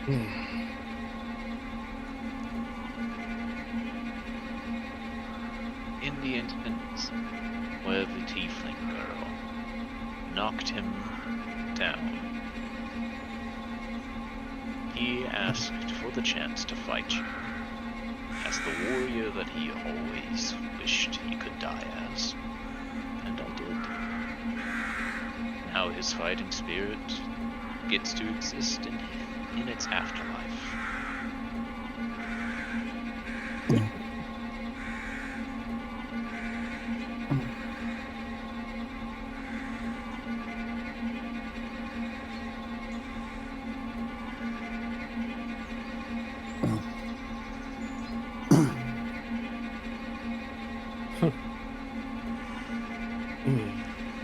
You weren't kidding when you really said you pervert people's minds. How do you mean, George?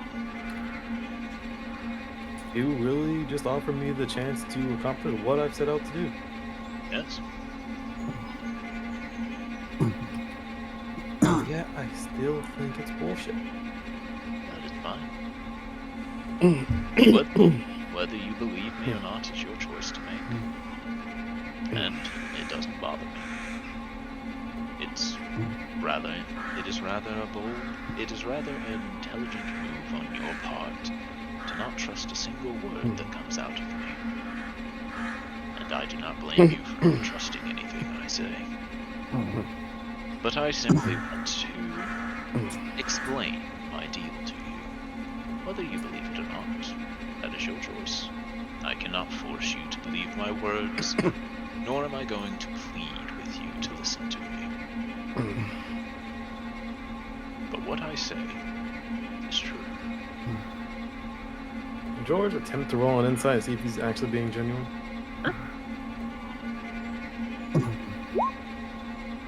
Oh god. He is telling the truth as far as you can tell.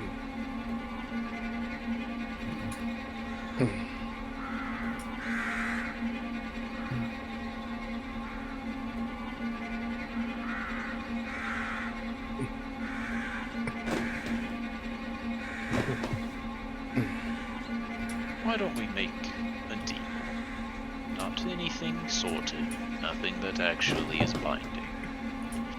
But, so long as you hold the amulet, you can communicate with me here anytime you go to sleep. If you change your mind, which I understand your hesitation, you can come here when you sleep, and we can continue talking. Or you can choose to simply ignore me. Hide away the amulet in some secure, safe location. I will continue to exist here, waiting. It's your choice. And as said, I will not bother you.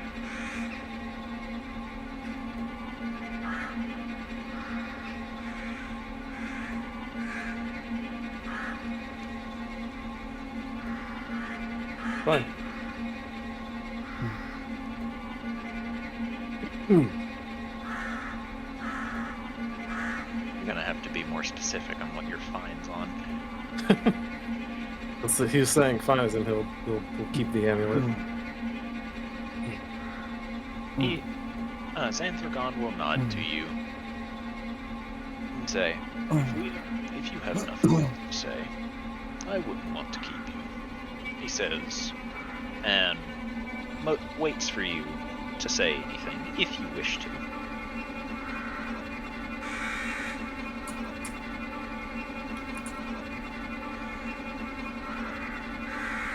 I take it you do not wish to. No, I was just gonna say something because I am curious about one thing though. If you're in the state of being truthful, By all means. what did you give the paladin in exchange for him to become one of yours? That is actually a misconception about how my amulets work. I don't necessarily make deals. The amulets themselves are semi-sentient. They seek out those who would be a good match to work under me. The paladin in question was a match for the amulet, and as it was making its way to him, I believe you killed them. But the amulet continued forward, and the paladin rose in you in an undead form, which the amulet bound to him. I had nothing to do with his resurrection. I am not capable of such magic. I cannot bring the dead back to life.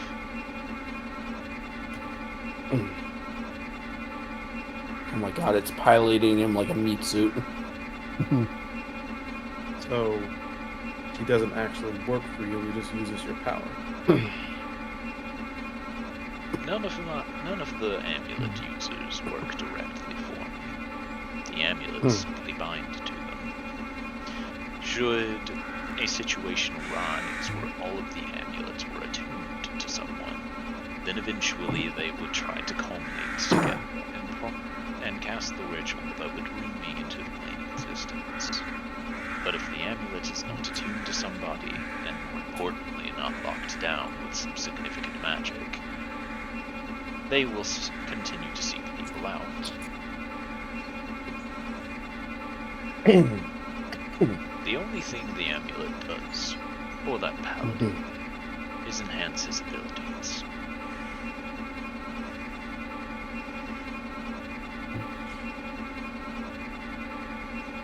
But I can see what they are doing. Goes to the main board and just straight up asks, what is he doing? He is searching for a sword. A powerful sword.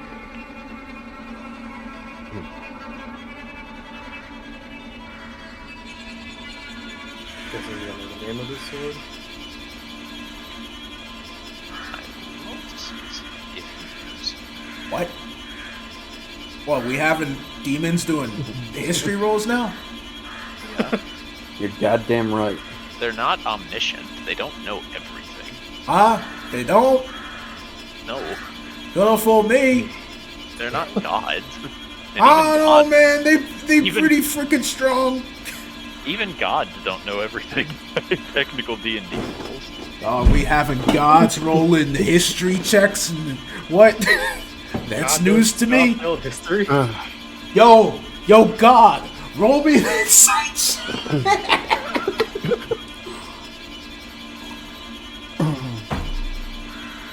It's too young.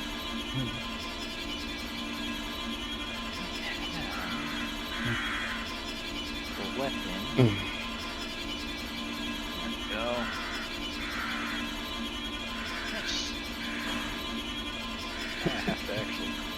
it evil.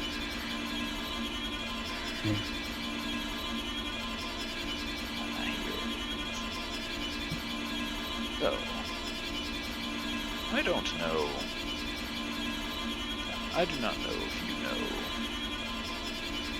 the weapons, but this one has many versions throughout points of existence. Have you ever heard of the Sword of Kaz? Sort of cost or cost? Kaz. K-A-S. Okay, and George roll history and see if he knows about it. Sure.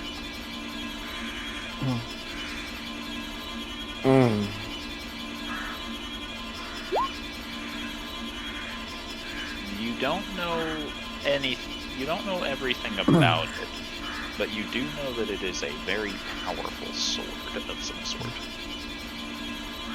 Only that it's extremely powerful. That is the weapon that this paladin is after. There appears to be a shard of it in this world, allowing it to manifest into a full blade.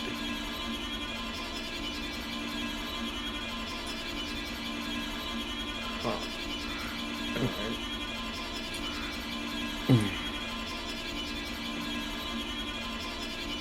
It is a very dangerous weapon.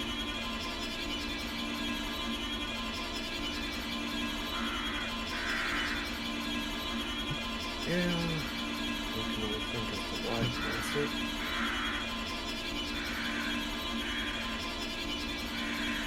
Also, we may have to rename this weapon at some point so that we don't get TMC'd. Yeah, good idea. The Sword of Sack.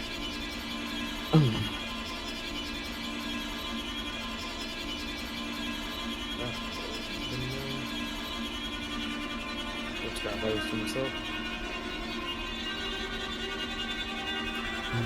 Alright. And that is all I need to know. Score just kind of stands up. And I'll just, I guess, thank you for the conversation. And I thank you for being willing to listen to me. At least as much as you could. I'm not trustworthy yet, after all. Yeah, I doubt you're ever going to be. You just like wanting more. Good luck on your hunt, George. I hope it ends well for you. Why, if you never come into my home at all, isn't well? And I hope for the same. Now I have to find the world map. That's actually the house. And George's thinking, why in the fuck is he always saying, I hope I do? Wishing me the best of luck, it's stopping you! Why are you wanting me to succeed? And with that, you all awaken. Awaken! Let's just call Phenom, you're gonna have to edit out the name of the sword, and we're just gonna call it the Sword of the Death Knight for the time being. Oh boy. Hold on. Whenever he speaks, edit it over with this sort of the Death Knight. Sort of redacted. Yeah, sort of. Just sort of glitch sound. So we'll call it the Death Knight's Blade or something for the foreseeable future. Name to be determined.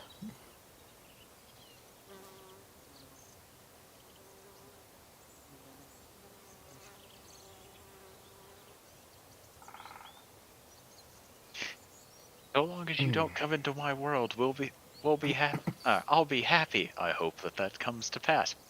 You stop wanting the same things I want. Now George is seeing why I was like, yeah, it was weirdly nice speaking with him. It's like, huh? I don't believe you. Speak with him. Damn it. I believe you now. I'd like to apologize. What kind of bullshit magic is this? He's being nice. You must think I'm truly stupid if I'm going to bring them all together. I mean, you're gonna have to eventually in order to destroy them. I just want to give you the means to do it. Damn it, stop making sense. Shit, you're right. Stop giving me peaceful solutions, damn it. I want you to be my enemy. Hate me. Why are you so nice? You're a demon lord. Did you forget the part where I perverse everything? Listen here, Probably know he is actually lawful good undercover. I feel he's lawful something. He's definitely not lawful good, I can assure you of that much. I think it would be funny if he was, though. He's doing all this undercover to try to undo his mistakes of when he was evil. A long time ago, I did challenge Jor to be like, hey, make a lawful good villain. And he had an interesting idea, but I don't think it's him. Unless it is. No. Are you sure? You did say not to How believe. would a lawful good villain be? A lawful good villain would be an angel that adheres to a strict moral code. However, due to for example, the mortals need to be purged because they sin. However, since basically everything mortals do are a sin, to an angel, the moral compass would say that the lawful good thing to do would be to purge them because they are evil and they are sinning. So, due to the fact that A, they're an angel, which means they have different views on the moral compass than we do, and B, they are technically correct that they are purging evil via destroying sin, they are lawful good, but are doing horrendously horrible things by destroying all of humanity. That's my favorite. I think the Sith said it the best. Only Sith deal in absolute. Wasn't that an absolute? That type of villain is my favorite villain archetype. I call it the villain that has a point. The anti-villain? I guess. I'd almost call that lawful neutral, but I can't argue with the logic of it being lawful good. Reminds me of a game I heard of. I don't remember what it's called, but it's one of those things where it's like you get to make the choices, good choices, evil choices. But it's interesting in that the best ending is where you make, what's the word? A mixture of quote-unquote good and evil choices. Because if you do all good choices, your character ends up becoming he's a lawful character, but that makes him a authoritarian dictator. And all evil actions make him an anarchist. Lawful asshole. Yeah, and all evil actions makes him an anarchist. And both of those destroy the world. And the game's like, no, you gotta reach a balance. So it's interesting. I think it's Fable. Maybe. Wait, no. I don't think it it's isn't Fable. Fable does it in a different way, where making all of the good choices, it's basically impossible to save your kingdom, at which point you are vilified because you didn't save the kingdom, and then making evil choices makes you a villain in the long run, but you save the kingdom, and then they herald you because you did save the kingdom. Ironic. So what if you do a mix of both? If you do a mix of both, you can theoretically make enough gold to save the kingdom, but it's theoretical. Or you can do what I did and absolutely hack the game and abuse an exploit that gave you basically infinite money. That way you can make all of the good choices. So they didn't fix the exploit from the first game then, which is weird. You would think that they would. It may have been a different exploit, because the exploit in question in Fable 3 was step 1, get a friend. Step 2, send the friend money. Step 3, the friend leaves the game as you're sending the money. Step 4, you redeem the money that you tried to send to your friend that failed. Step 5, friend rejoins and takes the money that you sent them, thus doubling the money. Oh, I only played Fable. Step 6, repeat. I only played Fable 1, where the exploits was you buy everything in a shop, and then that causes that shop to lose all of its stock. So then you sell everything back at a crazy hiked up price because they're like, oh fuck, I have none of this. I need to buy it as soon as possible. So you make a profit. That's called capitalism. Yeah. I learned that from Setstein Tech, and then I got bored of the game, so I never finished it. I really didn't like the fact that leveling up just made you old. Fun. It's like, it would be fine if everyone else grew old. Why the fuck am I like in my 60s and my sister's 10? Right. Well, it is 9 o'clock. So then next week when we start, we're at the beginning of a new day. You guys have all of your HP and your spell slots back. Yay. So Right. at the beginning of a new day, George can explain that he had a talk with Xanthragon and how much it bothers him that Xanthragon is just like, yeah, I want you to destroy my ambulance here. I'll even help you get the book. I know. And then- Is George going to tell us that he had that conversation? Yeah, it seems like something he might keep to himself. True to be G honest. fashion. And then Adel's like, told Holding you. information. Like, I can't tell Adelsar Day that I had this conversation because then I'd have to admit that she's right and he's a chill dude. Unfortunately, Adel already knows that Xanthragon was going to speak with George because Xanthragon told her and he doesn't lie. It's weird that she can take him at his word, actually, thinking about it. That's Adel. George doesn't. Yeah.